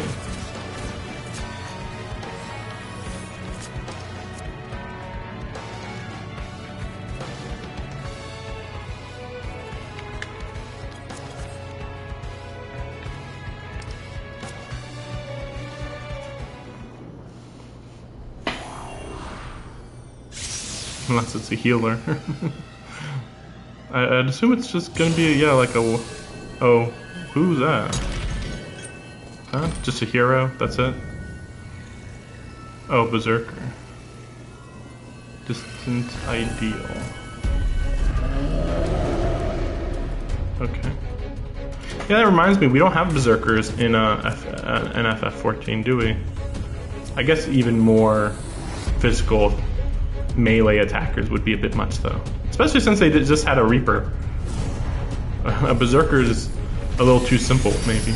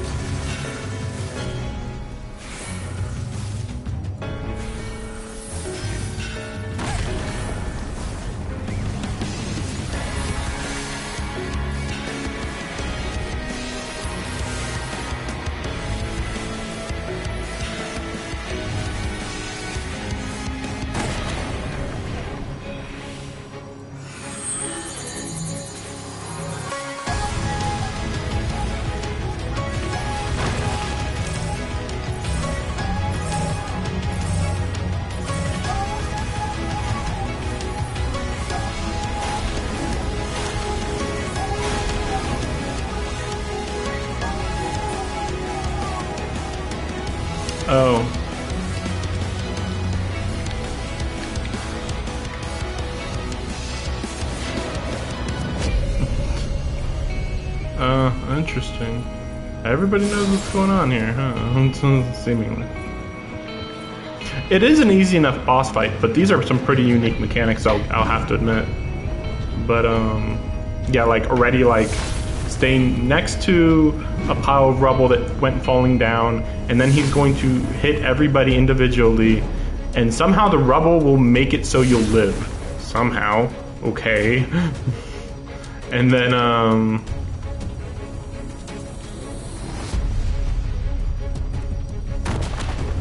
yeah, and then, well, whatever. Whatever.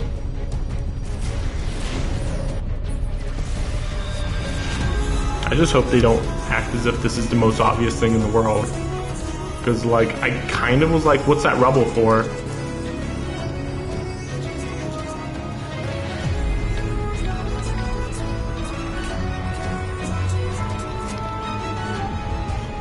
Like, if they ask me, I'm gonna be telling them, why are you running this dungeon if it's not your first time? I don't see any aspect of why you would run this dungeon. Like, I thought, oh, maybe if it's a good dungeon. I'm not planning to do this dungeon again. This seems like one of the worst dungeons, or these guys are just bad. And I can't tell which one at all. Like, at all. To be fair, though, if I was doing with this with the NPC guys, with the trust system, I think this would be like crazy easy. You just follow them, and you would be able to figure out what's going on. Well, no, but not with that pile of rubble though. That pile of rubble just didn't make sense because it was like it fell on you, and then you were supposed to be like you didn't get hurt that much. Maybe it's weird because it's like, well, it was targeting us like it's an attack. We get hit by it. And then we're supposed to think, okay, now no, don't move now. Like, what? Like, there's so many aspects of this fight that are all brand new. Like, why are there so many new stuff going on here?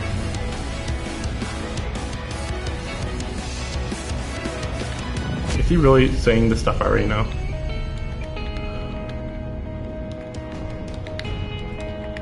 Like, yes. That's a little late to be telling me this now. Like, really? You're telling me this now? Yeah, I figured that out. That was easy to find out. They literally happened right around when I died. And one of them you already told me about. So, like, is there another mechanic? Because those are all... I mean, it's weird because there was only 2 mechanics, but he was at, like, 70% health. So, like, well, what about when it gets to 50%? What about that? If he's facing you, he's going to do a line attack in your direction, so move out of the way. Interesting.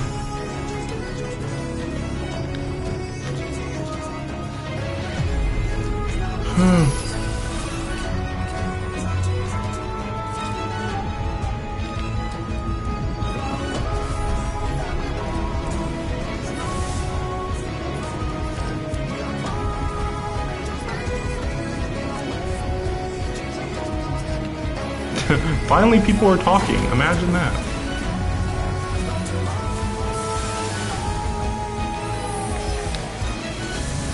Oh.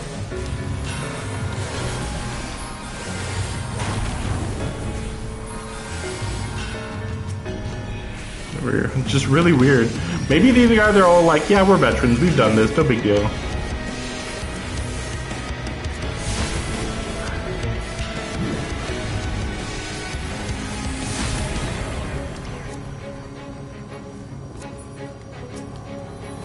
I was trying to see what they were saying about the blue. But yeah, that was obvious.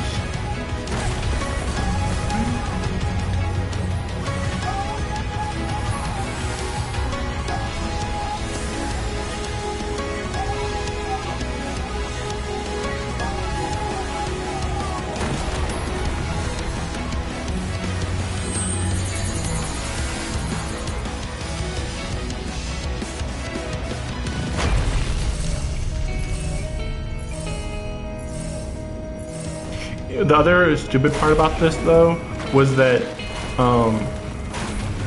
see, I almost got hit by that second attack. They didn't say that. They didn't mention that one. Well, oh yeah, hey, what about that other attack? Because like technically, you can move around after he hits you theoretically. It's really weird. Oh, that was close. See, we almost got hit by that. It's not that easy. Depending on where you are in the battlefield, I should say. Wait, what's going on there? Oh, okay, I don't even know who was he aiming at?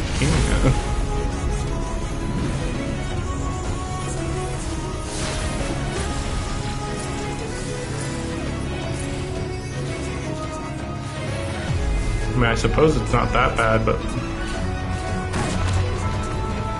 yeah, it's, I don't know. I don't know. Can't wait to see the rest of this fight.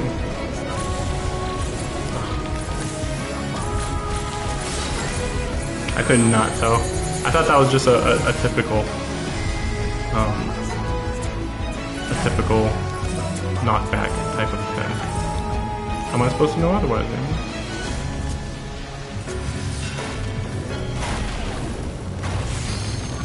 Yeah, so then he attacks everybody.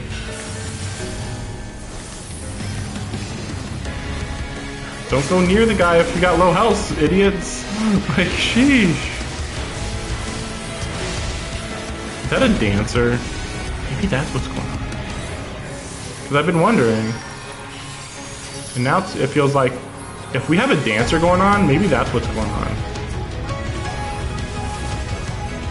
Because I've had dancers in my team before, and they were freaking annoying. They don't do nearly enough damage. I mean, they do buffs. They do like some sort of healing type of thing. It's really weird. How did I get hit by that?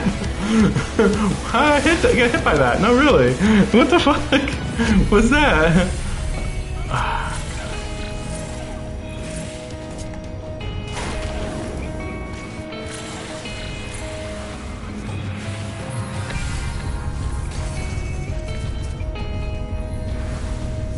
Okay. I wouldn't say this is a bad fight, but I don't know. There's some weird stuff going on here.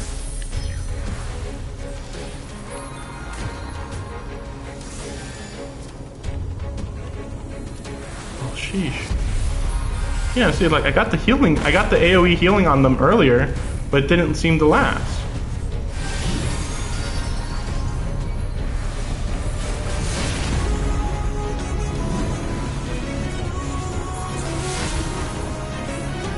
Yeah, I don't think everybody else is playing very optimally either. Well, not even optimal. I don't think they were playing, like, decently. Okay, that's yeah, really weird. Oh, sheesh. That's the first time that's ever happened. I started running at him. Maybe I somehow turned on my auto run? I don't even know how that's possible, though, because I thought I have to hold down L1 and forward, but I didn't do that.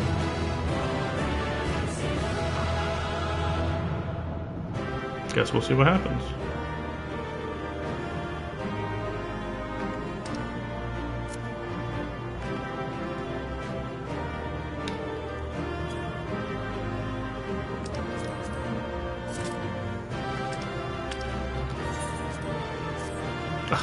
Well, whatever.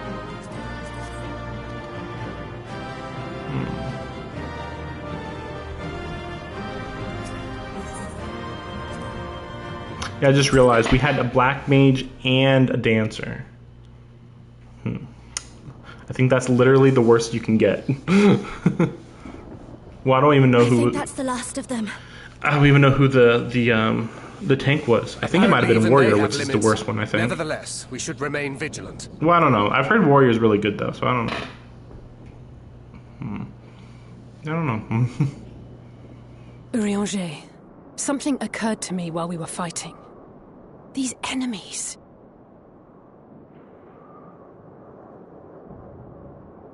Our heroes hailing from other shards, summoned hither to deliver this world from its doom. Scant moments after the star shower did they appear, as yet more souls were inspired to walk the hero's path, no doubt.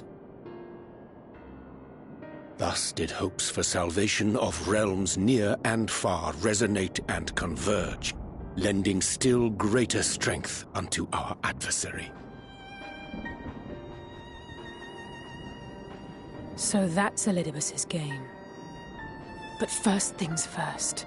If the rings are the same as the Exarchs, then we need to ask him how that's possible.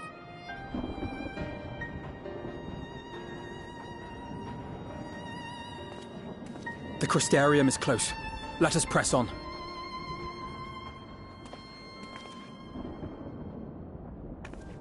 They come.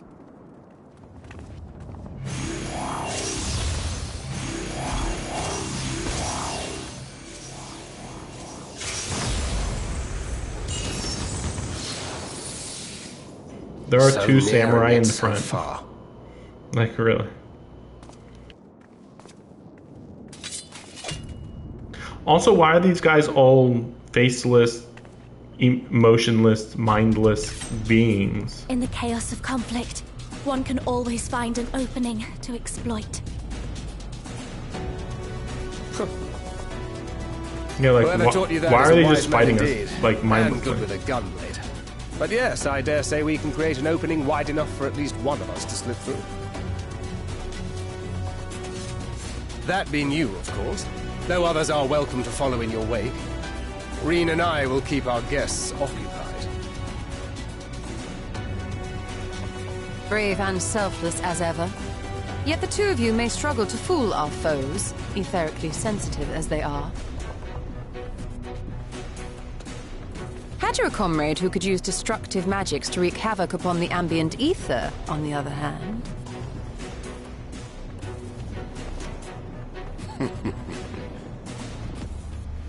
Very well. I too shall assist in the diversionary effort. Oh, not this old dance again. Yes, obviously I'll stay and fight. Why? Alphino, We don't need you. I'm about to do a great many stupid and reckless things. Watch my back, would you? What are they talking about? Just come with me. What? They don't even need you here. Help me fight the boss. There you Stop have this it. bullshit. Take care of yourself, my friend.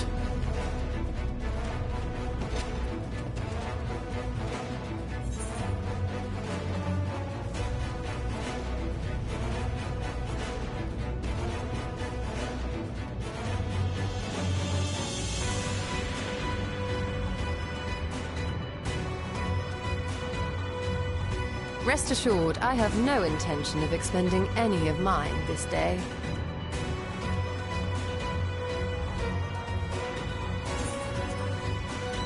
I feel like we're making some sort of reference that Finished? she has 9 Then lives. let's begin. But she's like not a cat girl as far as I know, so it's a little weird.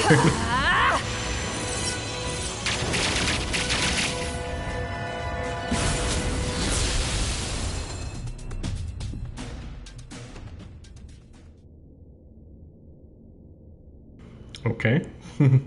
Man, this really is a big fight, huh? I thought we were going in that direction of being like climactic, but no, this is literally the climax. This is the end. Like what? Just out of nowhere. Yep, this is climax. So he's weakened, and that's why he's weakened and distracted. So that's why ELIDIBUS is able to sneak in, maybe. Done. Oh, but he did get hit in the stomach. So maybe he's able to sense the condition of the Exarch? I don't know. Oh, let me see, let me see! Hard to say.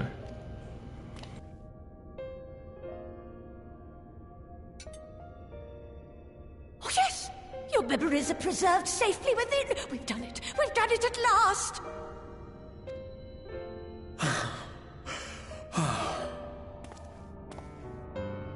I have inspected the other vessels. They are all ready to receive of our friends' memories. Oh, excellent! Excellent! I shall have my familiars bear word to them at once!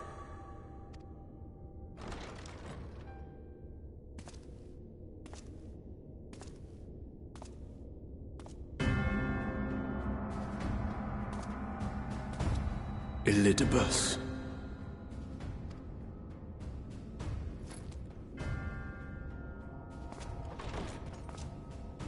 It was not until I observed the battle between Emet Selk and the Warrior of Darkness that I realized what I must do. I will summon heroes from other worlds unto the first, just as you did. Their presence shall serve to empower me, granting me the strength to crush my enemy. Wait, why would that empower him? I hope that we get some explanation on how this works. It's just suddenly, everything makes me powerful. Everything! Like, what? Why would summoning people from other worlds make you powerful? You're not absorbing them or anything. And it doesn't even look like they've been summoned here. Like, it looks like they're in spirit form. It wasn't even mentioned, like... But maybe it's supposed to be, like, similar forms to what, Ishtola and Thancred and them have. Like, technically they're in soul form, but I don't know. Like, it's so weird. I don't know. Also, how did he get in here? Though it pains me to disappoint you, I feel compelled to explain that the magic in question requires no small amount of preparation. But you assume I require my champions to be summoned in their entirety. I do not. Their souls needn't even be whole. My purpose requires no more than their burning desire to vanquish evil.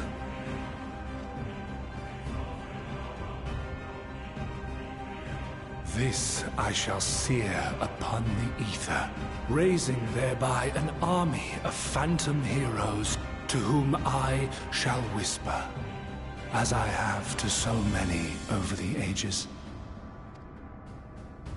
Here lies darkness. It must be destroyed. And you expect me to cooperate? I do not require your cooperation. Your death will suffice. The magic I shall have from your corpse. I'm gonna have to look up some lore video for this, aren't I? This literally makes no sense. What the fuck? Like, if Graha Tia died, the whole crystal tower would cease to work. Does he think that, like, just having...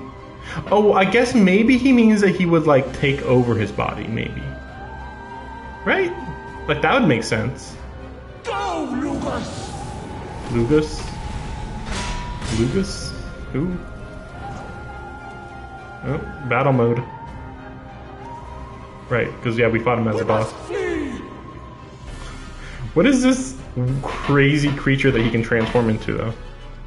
We must flee. Yeah, you could literally teleport away.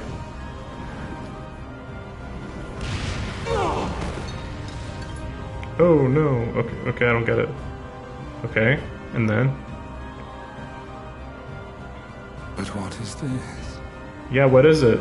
Do you even know what it is? Why does this even matter to you? It literally doesn't matter at all.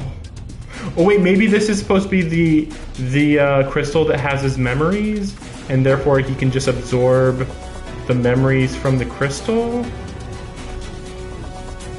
I guess? It's weird. No.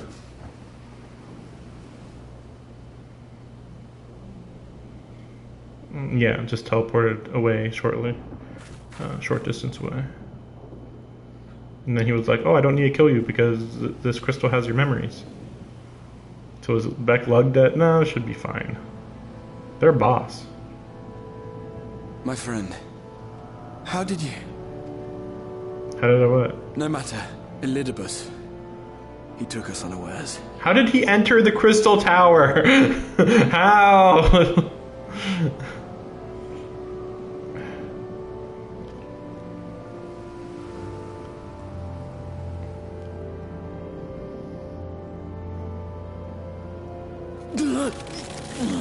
Yeah, I was gonna say, like, it looks like there's a weird amount of crystal on him. I wonder why. Not good, I guess.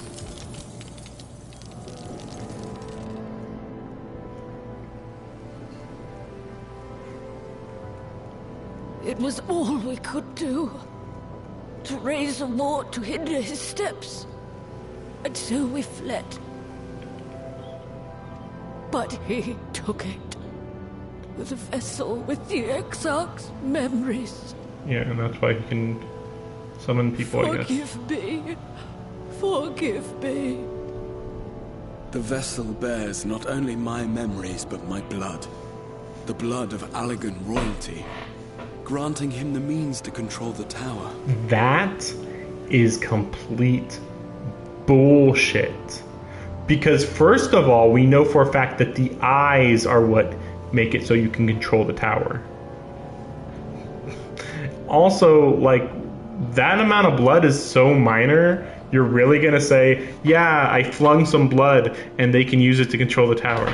Or maybe maybe he'll at least say, like, for a day, maybe? With it, he has performed I know not how many summonings, calling forth heroes from across the rift. Do you need magic to do that?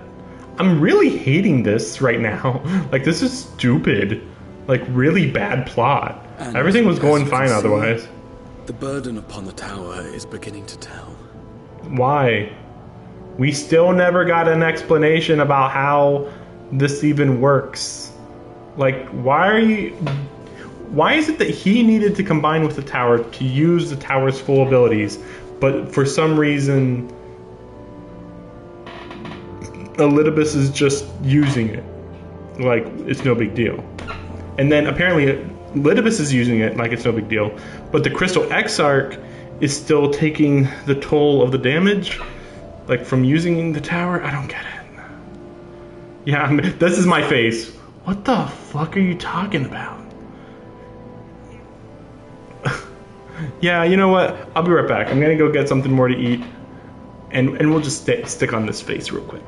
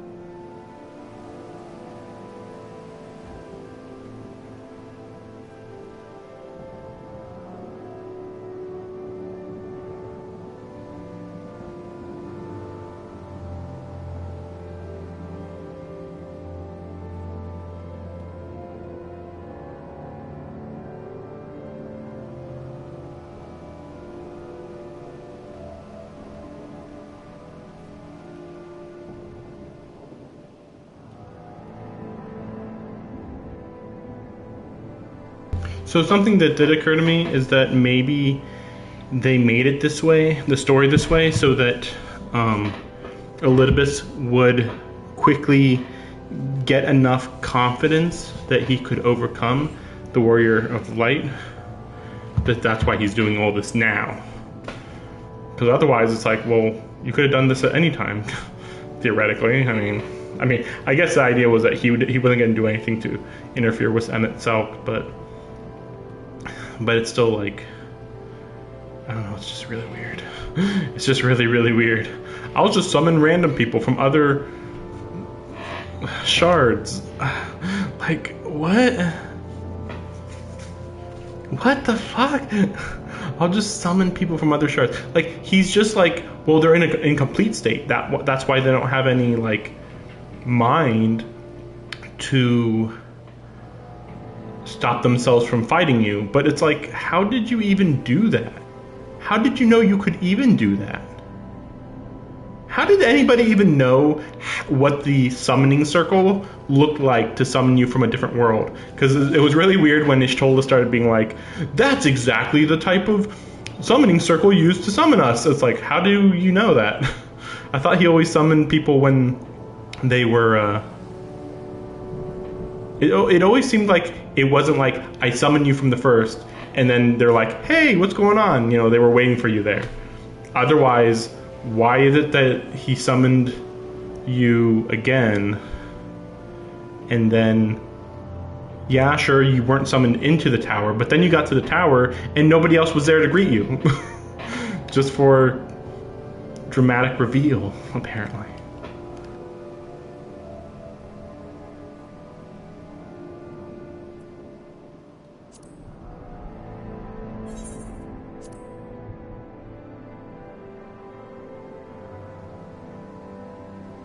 If you mean to face him alone, I will not allow it, not this time.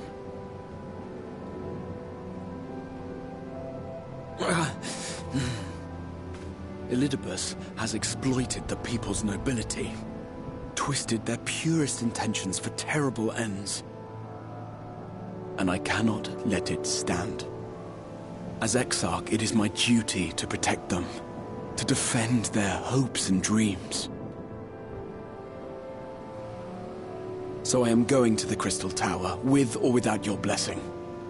Though, I would rather it were with.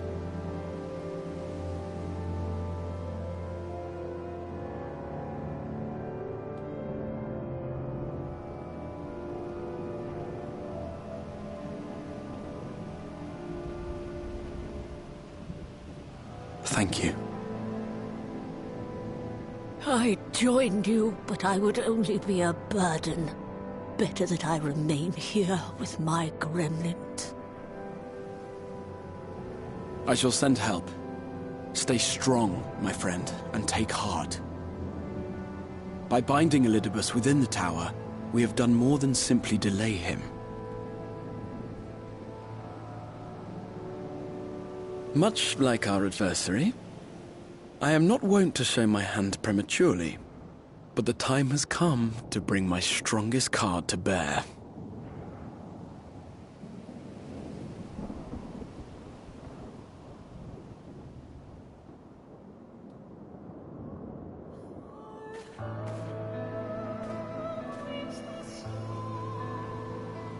To the tower!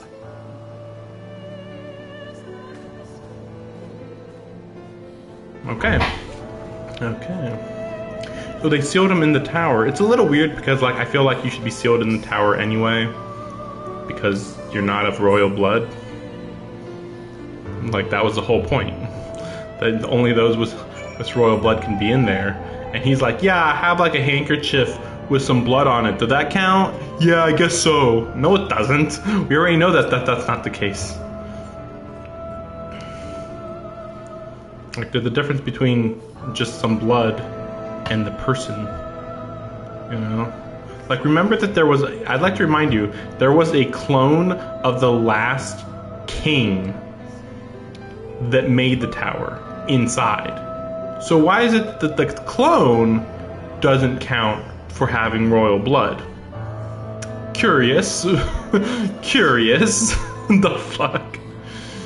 Oh, it's an identical clone, except for the part where it doesn't, that doesn't count. Like, what the heck?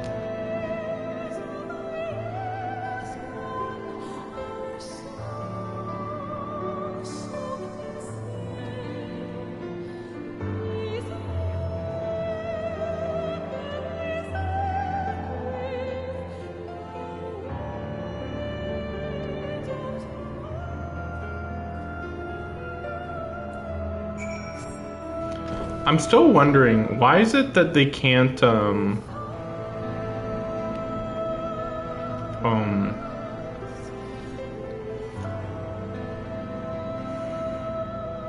think I lost my thought. Something that is interesting is that, the sky, so this is an illusion, right? Like, it's just 100% illusion, right? Because, like, I'm still a little confused why there's a star shower going on still. And like, this would be cool if it could happen like naturally, but of course it can't. So this is like a one-time thing. Like right now, you could go around and do a whole bunch of stuff on the overworld. But well, let's see.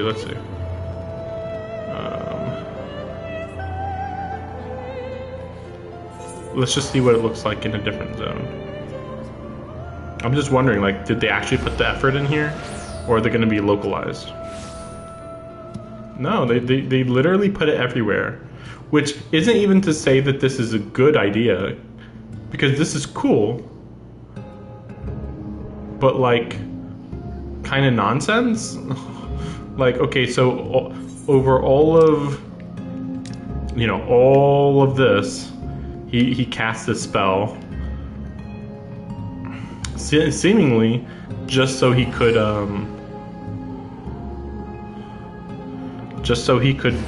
call people. Oh, it's so weird. It's just so weird because he gains power. Yeah, there it is. It's just so weird because he gains power from heroes being nearby, but luckily he can summon mindless heroes who won't fight him and will only give him faith power, apparently, supposedly. It just all sounds like complete made-up bullshit, even within this game. It's like, what the fuck are you talking about? Do you know what your own lore is? And then they're like, no. Look at this flat texture, by the way. I just found it. That flat texture right there. Interesting. Also, it keeps looking like the source of the spell is above us, even though it would only be right here. So it's like, what? Just kind of weird, that's all.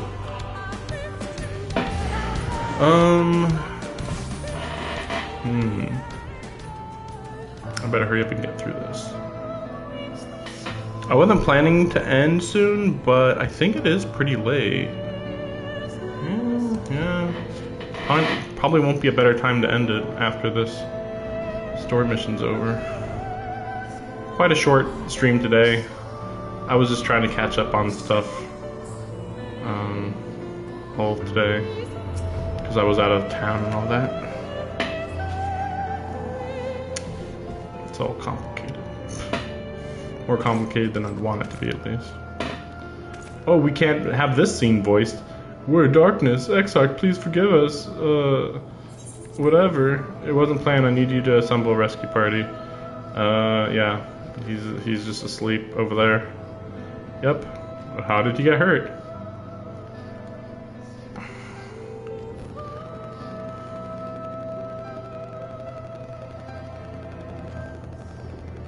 Yeah.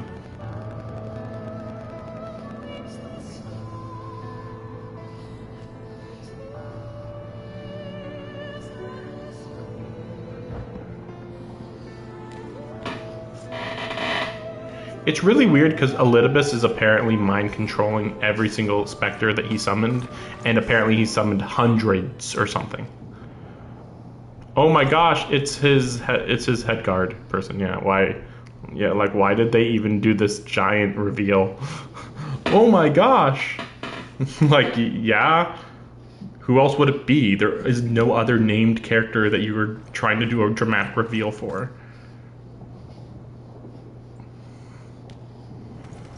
Yeah, okay, whatever. Is this gonna be like some sort of dramatic, emotional moment thing, maybe? Well, there isn't time to explain, actually.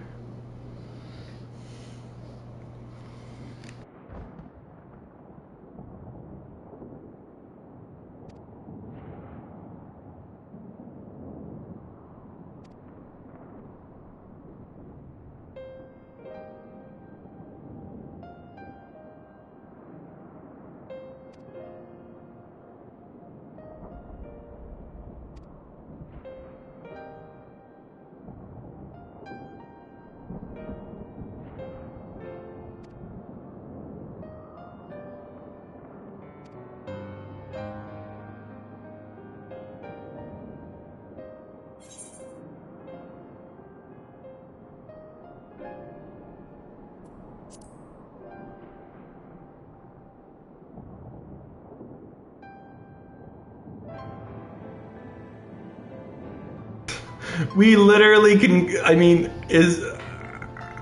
I guess you could die. I guess we'll see. I'm just thinking, like, we can come back, you can come back later and talk to her.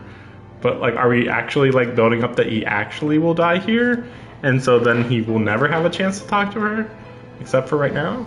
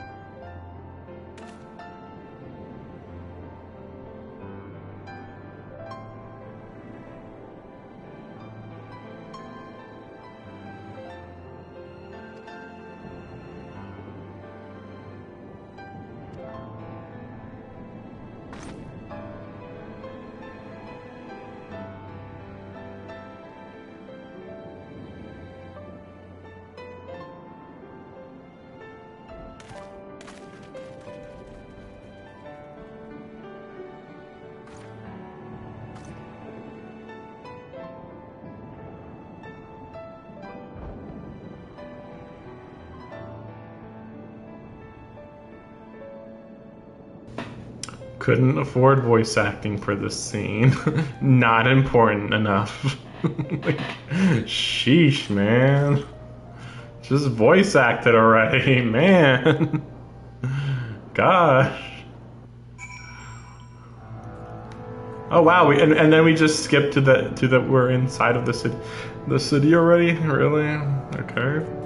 Oh, so that's the only difference. So the only difference, that's why they make it so that he's trapped in the tower. That way you can still do typical Crystarium stuff. That's my guess. It's really funny that we have this Kingdom Hearts door that's just like chains, magic chains. But it's really weird. So off screen, Beck Lug grabbed the crystals, created a barrier to keep him inside, and teleported them away, all in the amount of time that he was like, wow, look at that crystal over there. Like, what? I know he was distracted because the crystal actually is really useful to him, but like, really? Okay, let's see what he says. The ward holds, excellent. Still inside the tower. Our foe's sole purpose is to destroy you. Yeah, I guess. I mean, it doesn't feel like it, but yeah, I guess so. And to that end, he has summoned heroes from other reflections, empowering himself with their hope. Even as they occupy your comrades, you will not best him as easily as you did in the depths. What depths? Depths? Oh, maybe he means when I yeah, when I fought him over in their city over there, in that awful fight, right, right, that horrible fight that I already erased from my memory. By any measure, the odds are now stacked firmly in his favor. Yeah, I suppose so. To wit, spare no preparation. I shall lift the ward only when you are ready. And then, I guess this is a trial, right? Yeah, okay. Hope's Confluence. You're ready then, very well, I shall lift the ward. You know, you sealed it not that long ago. Before I began my slumber, you mean? Yeah, it seems rather longer to me, but yes, what strange is symmetry. This time I break the seal and have no intention of locking myself away again. Together we will enter, and together we will leave in triumph. So come, my friend, let us be about it. Oh, wait, so I couldn't... I was trying to say no. I was actually trying to say no. I didn't want to go in yet. What the fuck? Is this a trial or is this a dungeon? And why is it a dungeon? If it is a dungeon, why is it a dungeon? I mean, sure, he could create monsters and stuff, but... Okay, what's going on here? Oh, maybe this is just a cutscene. Not here either. We must keep climbing. Okay. Maybe this is just for drama. Because, like, if I get stuck into a dungeon, I'm quitting out. Like, I want to be in the proper class for one. I'm not really planning to be a healer right now. And then he's like, ooh, I like you. And then, oh no, my crystal knee, I have a hole in my knee. His leg just fell off, I guess. No? Okay. Maybe it just is literally hardening. Maybe. Oh, great.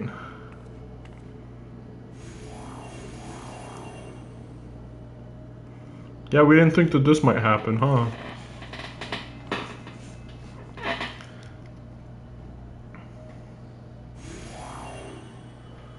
"'Twas but a matter of time. I cannot keep up with you, nor will it avail us to make a stand here. You must go on without me. Find ELIDIBUS and stop him."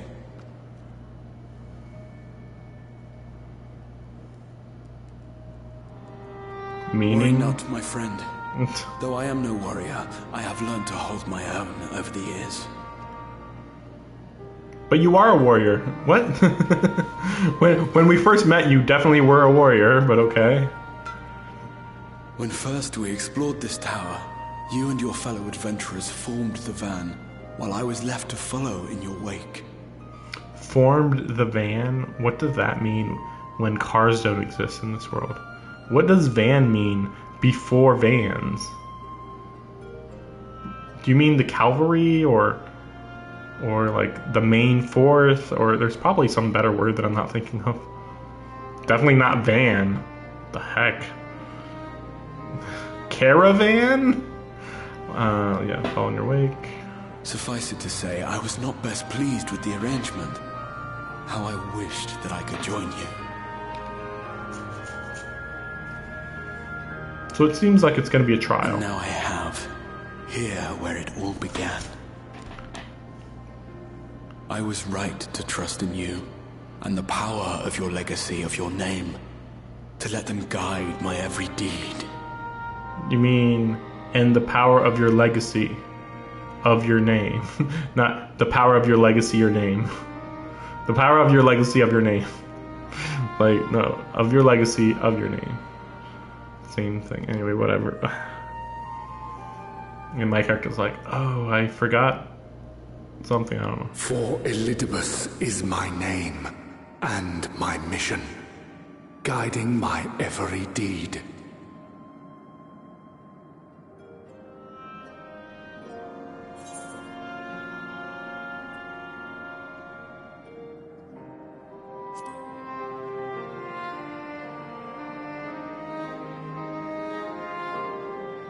I did, but I chose not to walk them, thank the gods.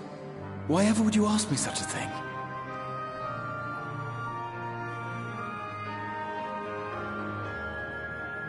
Elidibus spoke in similar terms, you say? How curious. To answer your question, then, I made my choice for reasons which seemed obvious to me, but may not to any other. There were the expectations I placed upon myself before beginning my slumber, and the expectations of those who roused me. Of course, I had the choice to turn my back on the lot of it, but in the end, it was no choice at all.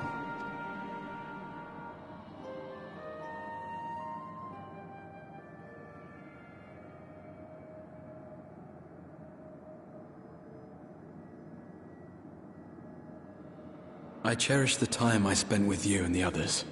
What I wouldn't give to return to those halcyon days.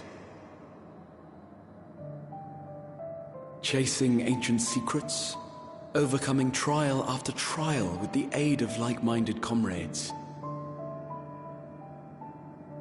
And what remarkable comrades they were.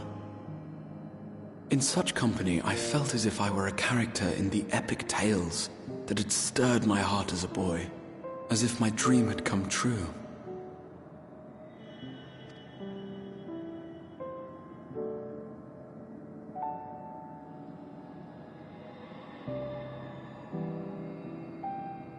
It hadn't, of course, for I was no hero.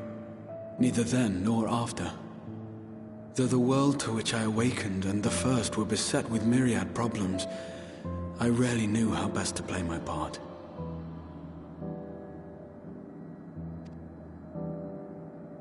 There was, however, one thing of which I was certain. That I could not bear to let those dear to me meet a tragic end.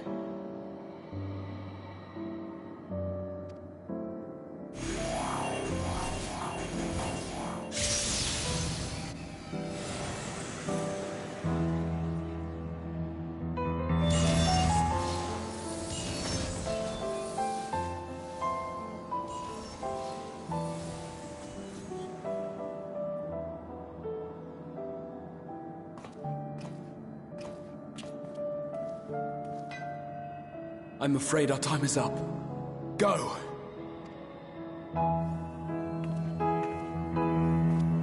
Rest assured you haven't seen the last of me. I wouldn't dream of playing my trump card save in your presence.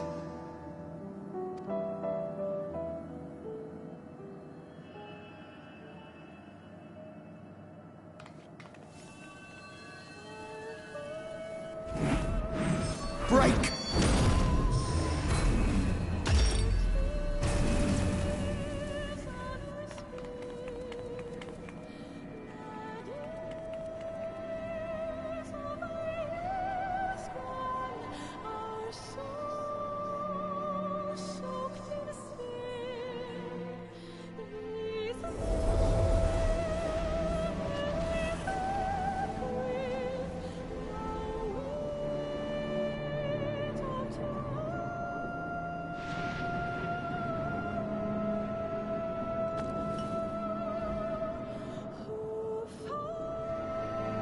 Memories of a possible future.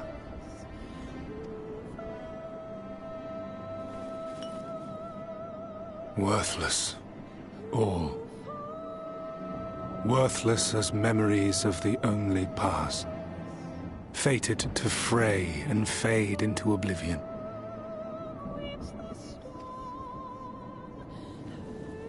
Leaving naught but a gaping void.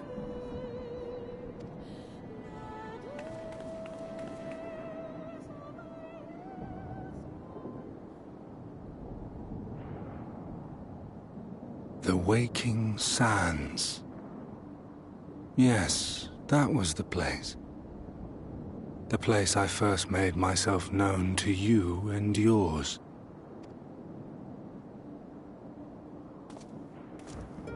The seventh rejoining had left the realm listing dangerously towards darkness, and events were unfolding that threatened to push it over the brink. Thus did I approach you in my capacity as emissary, thinking that you would make a useful pawn. But I was wrong. And for my misstep did La Habrea and Emetzelk pay the ultimate price, leaving me the last of the Unsundered. My remaining brethren, fragmented as they are, cannot hope to see our mission to its end. It falls to me alone. Another thing about it, so he's still saying that he's unthundered. So then, how is he also a primal, or whatever? You know, because they're still saying he's a primal, but also that he's an unthundered Ascian. I'm gonna have to look up the freaking lore on this. It just doesn't make sense at all. You can't be both. You just can't. Those are two different beings. Defeat is not an option. I will strike you down. I will resurrect Lord Zodiac, and I will bring back those who sacrifice themselves to call him forth.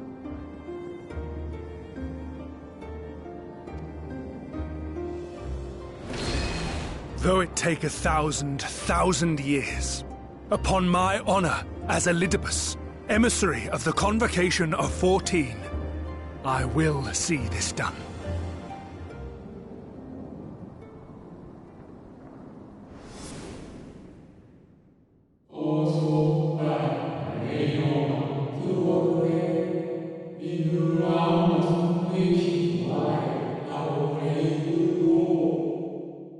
Sorry to break this emotional scene, but here's the weird part. So we come full circle.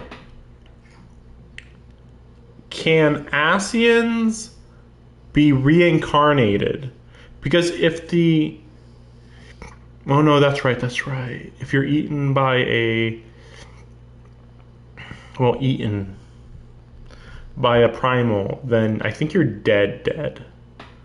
And technically they were eaten by Zodiac. Like, their ether is used to fuel him. Presumably that would mean that their souls are used to fuel him. So I would assume that all those people they want to bring back are 100% dead. Unlike most other beings. Because only the beings that are connected to primals can't be brought back. Or, you know, the beings that are consumed by primals. I would think. Maybe I'm making up lore here, but that sounds perfectly, exactly correct. So it's very bizarre. It's like, huh, am I forgetting something here? But yeah, again, like, if you rejoined all of the worlds, I was thinking, well, can't you just wait for them to be reincarnated? You don't need to sacrifice anybody to bring them back if you just wait for them to be reincarnated. But maybe they don't get reincarnated? I don't know. I don't get it. Like, I think that you get reincarnated, but maybe only the first, no, not first, the Warrior of Light gets reincarnated. But now they're trying to say that just because you have an Echo doesn't make you a Warrior of Light.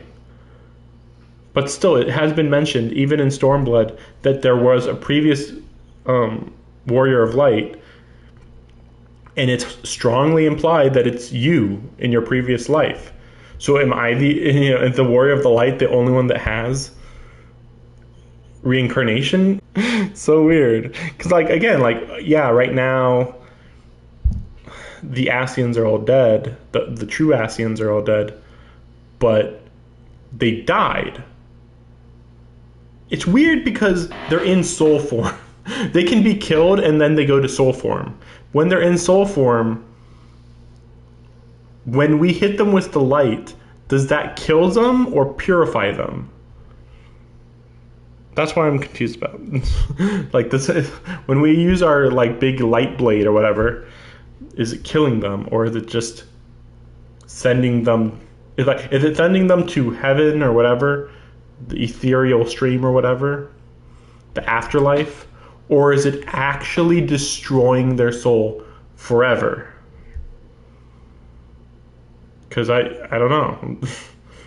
I feel like we're not destroying the soul forever just because complete destruction just doesn't, I don't know. We've never really, it just depends what the destruction of the soul means. Can you achieve this only through the primals using your soul like fuel? Or is it just if you get hit with a bad enough ether beam, you get killed? You know, like that'd be weird because like that would imply if you use like a strong magical beam, you could completely destroy a soul. Which is, I mean, it makes sense because souls are made of ether, but I'm not sure how much of this lore is flowing together here right now.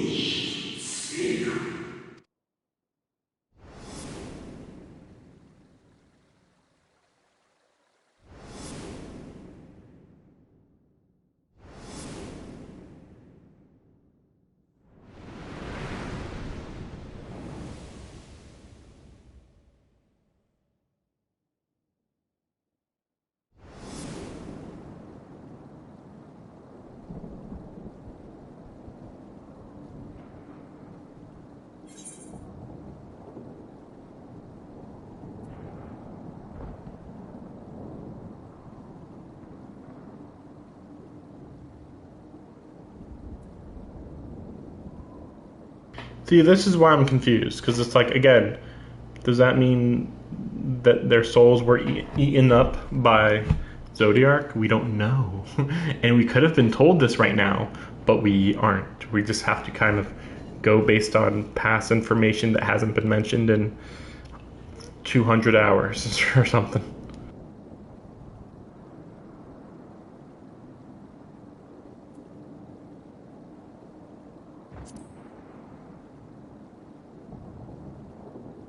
I mean, the convocation is just 14 individuals with names. I have my mission. What of it? I have my mission. Like it's so weird because like you can bring back the convocation. If you bring back the Asians, any 14 can become the convocation. Just saying. I am ELIDIBUS, and it is my duty to steer mankind and the very star upon their true course. This I swore to someone. This is so hilarious out of context. Spoke, and I swore. What? What did I swore this to someone. I don't remember. Great. But even Emmett Selkis called him unsundered, right? So he has to still be Asian. But they act like he's a primal, so I don't get it. This pain, this torment, is nothing. No more than must be suffered to deliver the world from its doom. No more than any of you malformed creatures have known. Even should you lose all that is dear to you, even should it cost you your life, you bear the burden and fight on, kicking and screaming until your last breath is spent!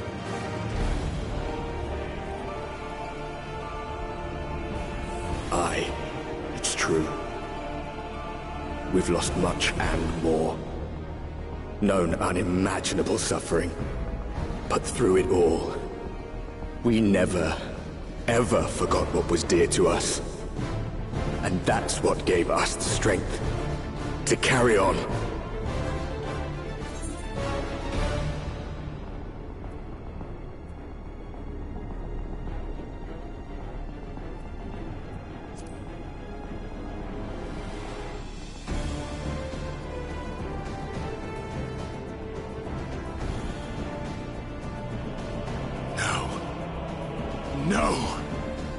It will not end here.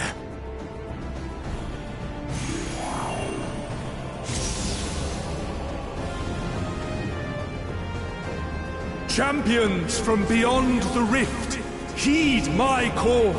The time is come to deliver your brethren from darkness. My heart's sole desire is a world free of sorrow. Join with me now in hope and prayer for the salvation of all.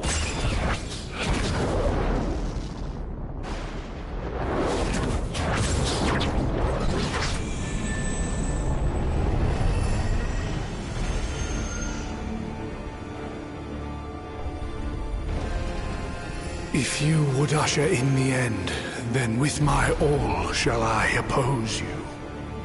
As the avatar of those mortal heroes who fought unfalteringly in all their imperfection. As the warrior of light incarnate. Come, warrior of darkness. Let us finish this.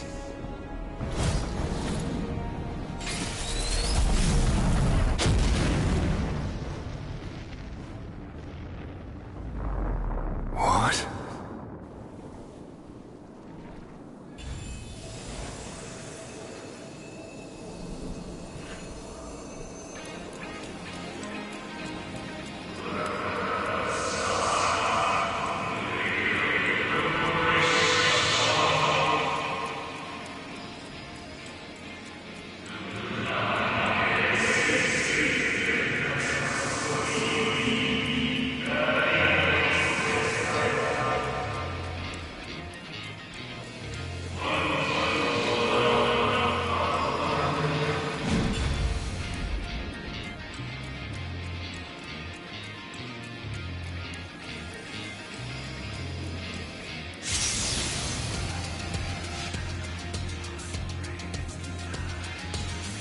An invocation of Eld, though not of Hydaelyn's making.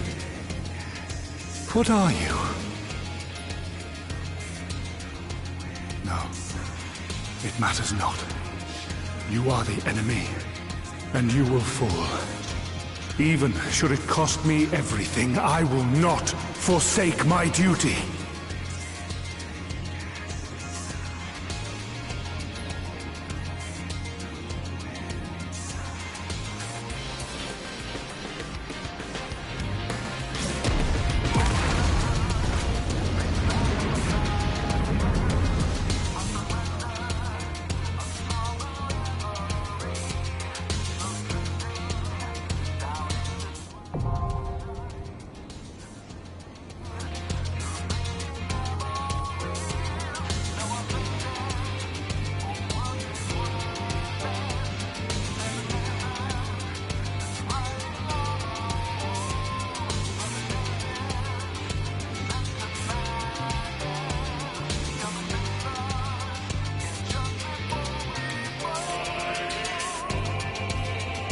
Yeah, where did he go? Kind of weird. So they really wanted to build up the whole thing. They wanted, because I was like, man, surprised they're not putting us right into the trial and then have the cutscene. But okay, that's not how that trials work.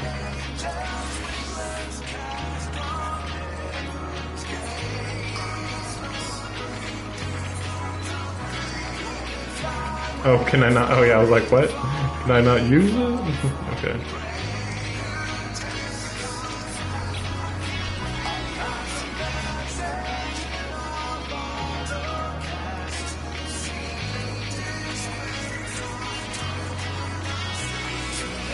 Yeah, I got no good outfits. No good ones at all.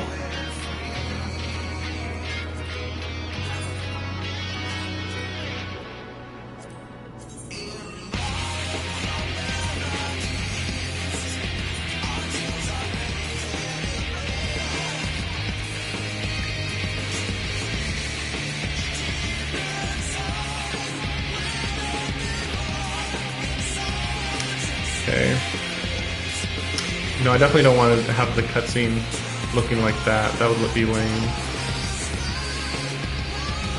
That's a little too busy because it always shows your head.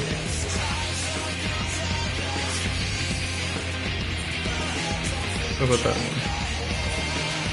Oh, that's pretty good.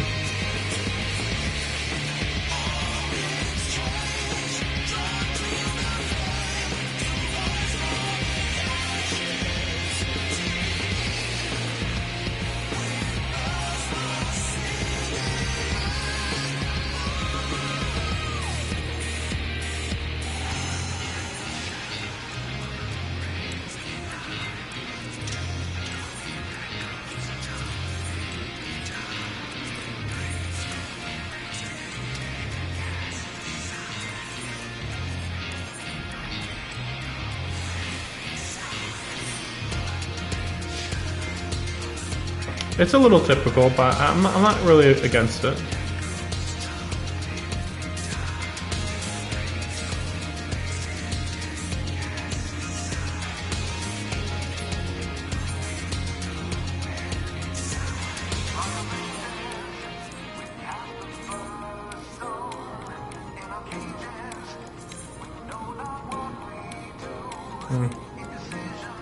Let's see. I guess that's fine, right? Not amazing, but I think it's slightly better than what I was wearing as the Astrologian. Oh boy. Well, I know people are playing this. This makes more sense why people would be playing it. Man, it's been a while since the trial. I need to go look, I still need to look up, like, is there going to be actual trials for the post game for Shadowbringer? Like, then again, I have to also look into the whether I'm done with the raid, the normal raids. So that's weird too. Okay, I guess that's it. It said 30 minutes for a second.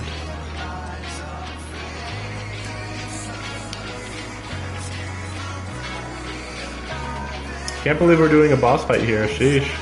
It's been a long time. Long time.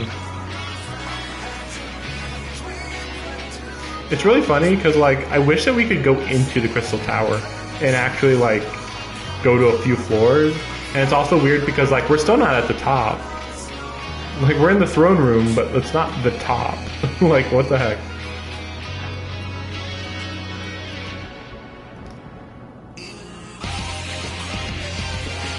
I mean, technically it's like a control room, though. At least one of them. Like, they could block off some areas and make it like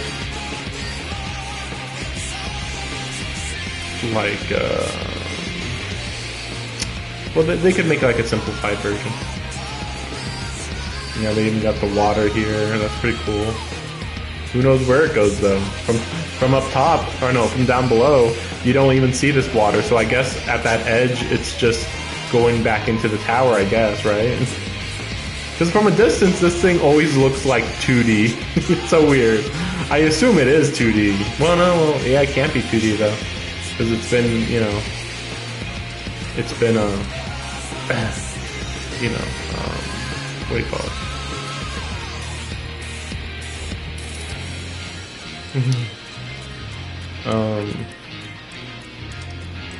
You know, it's been in the Crystarium. It is the Crystarium, basically, so obviously there was a 3D version, but it doesn't look that big from down below. That's why it's confusing. Like, you could run around it pretty quickly if you were given the ability to run around it.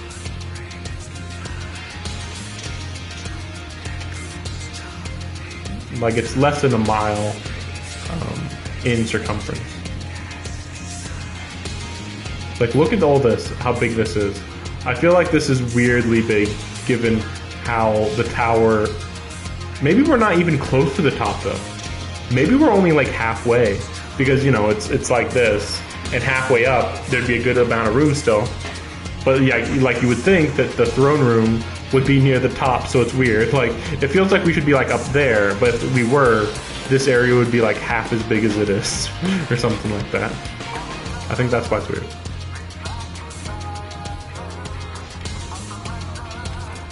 Let's see, is there anything to do in the meantime?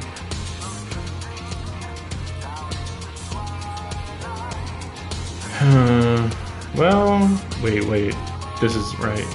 Oh no, I joined on my machinist? No! No, I can't do this. No. We're restarting. I'm not, I don't know why. I was looking for, outfits, but still, like, oh my gosh. I would not even want to think about it on machinist. Oh, it'd be so awful.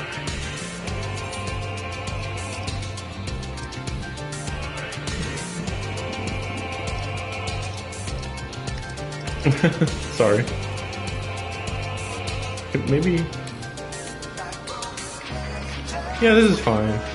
Better than the other one, that's for sure. The other one's not horrifying or anything, it's just not good. It's not great. Okay, so we'll see now. 30 minutes. 7 minutes. Okay, I'm gonna go do some quick cleanup and I'll be right back. Basically as soon as they tell me we're gonna do a fight, I guess.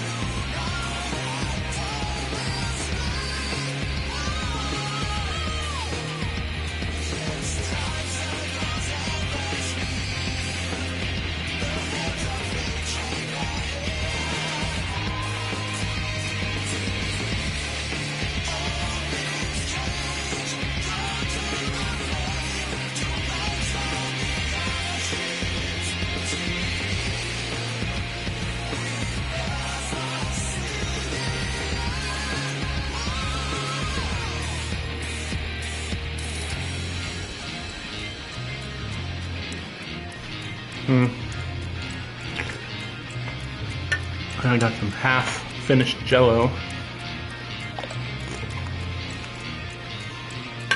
Yep, that's definitely half-finished. Looks like we're going to wait at least a full 7 minutes.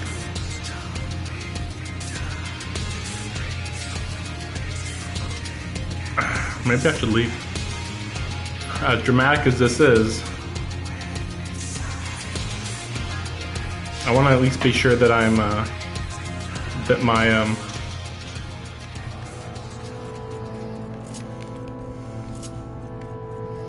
I want to be sure my gear is fixed, repaired.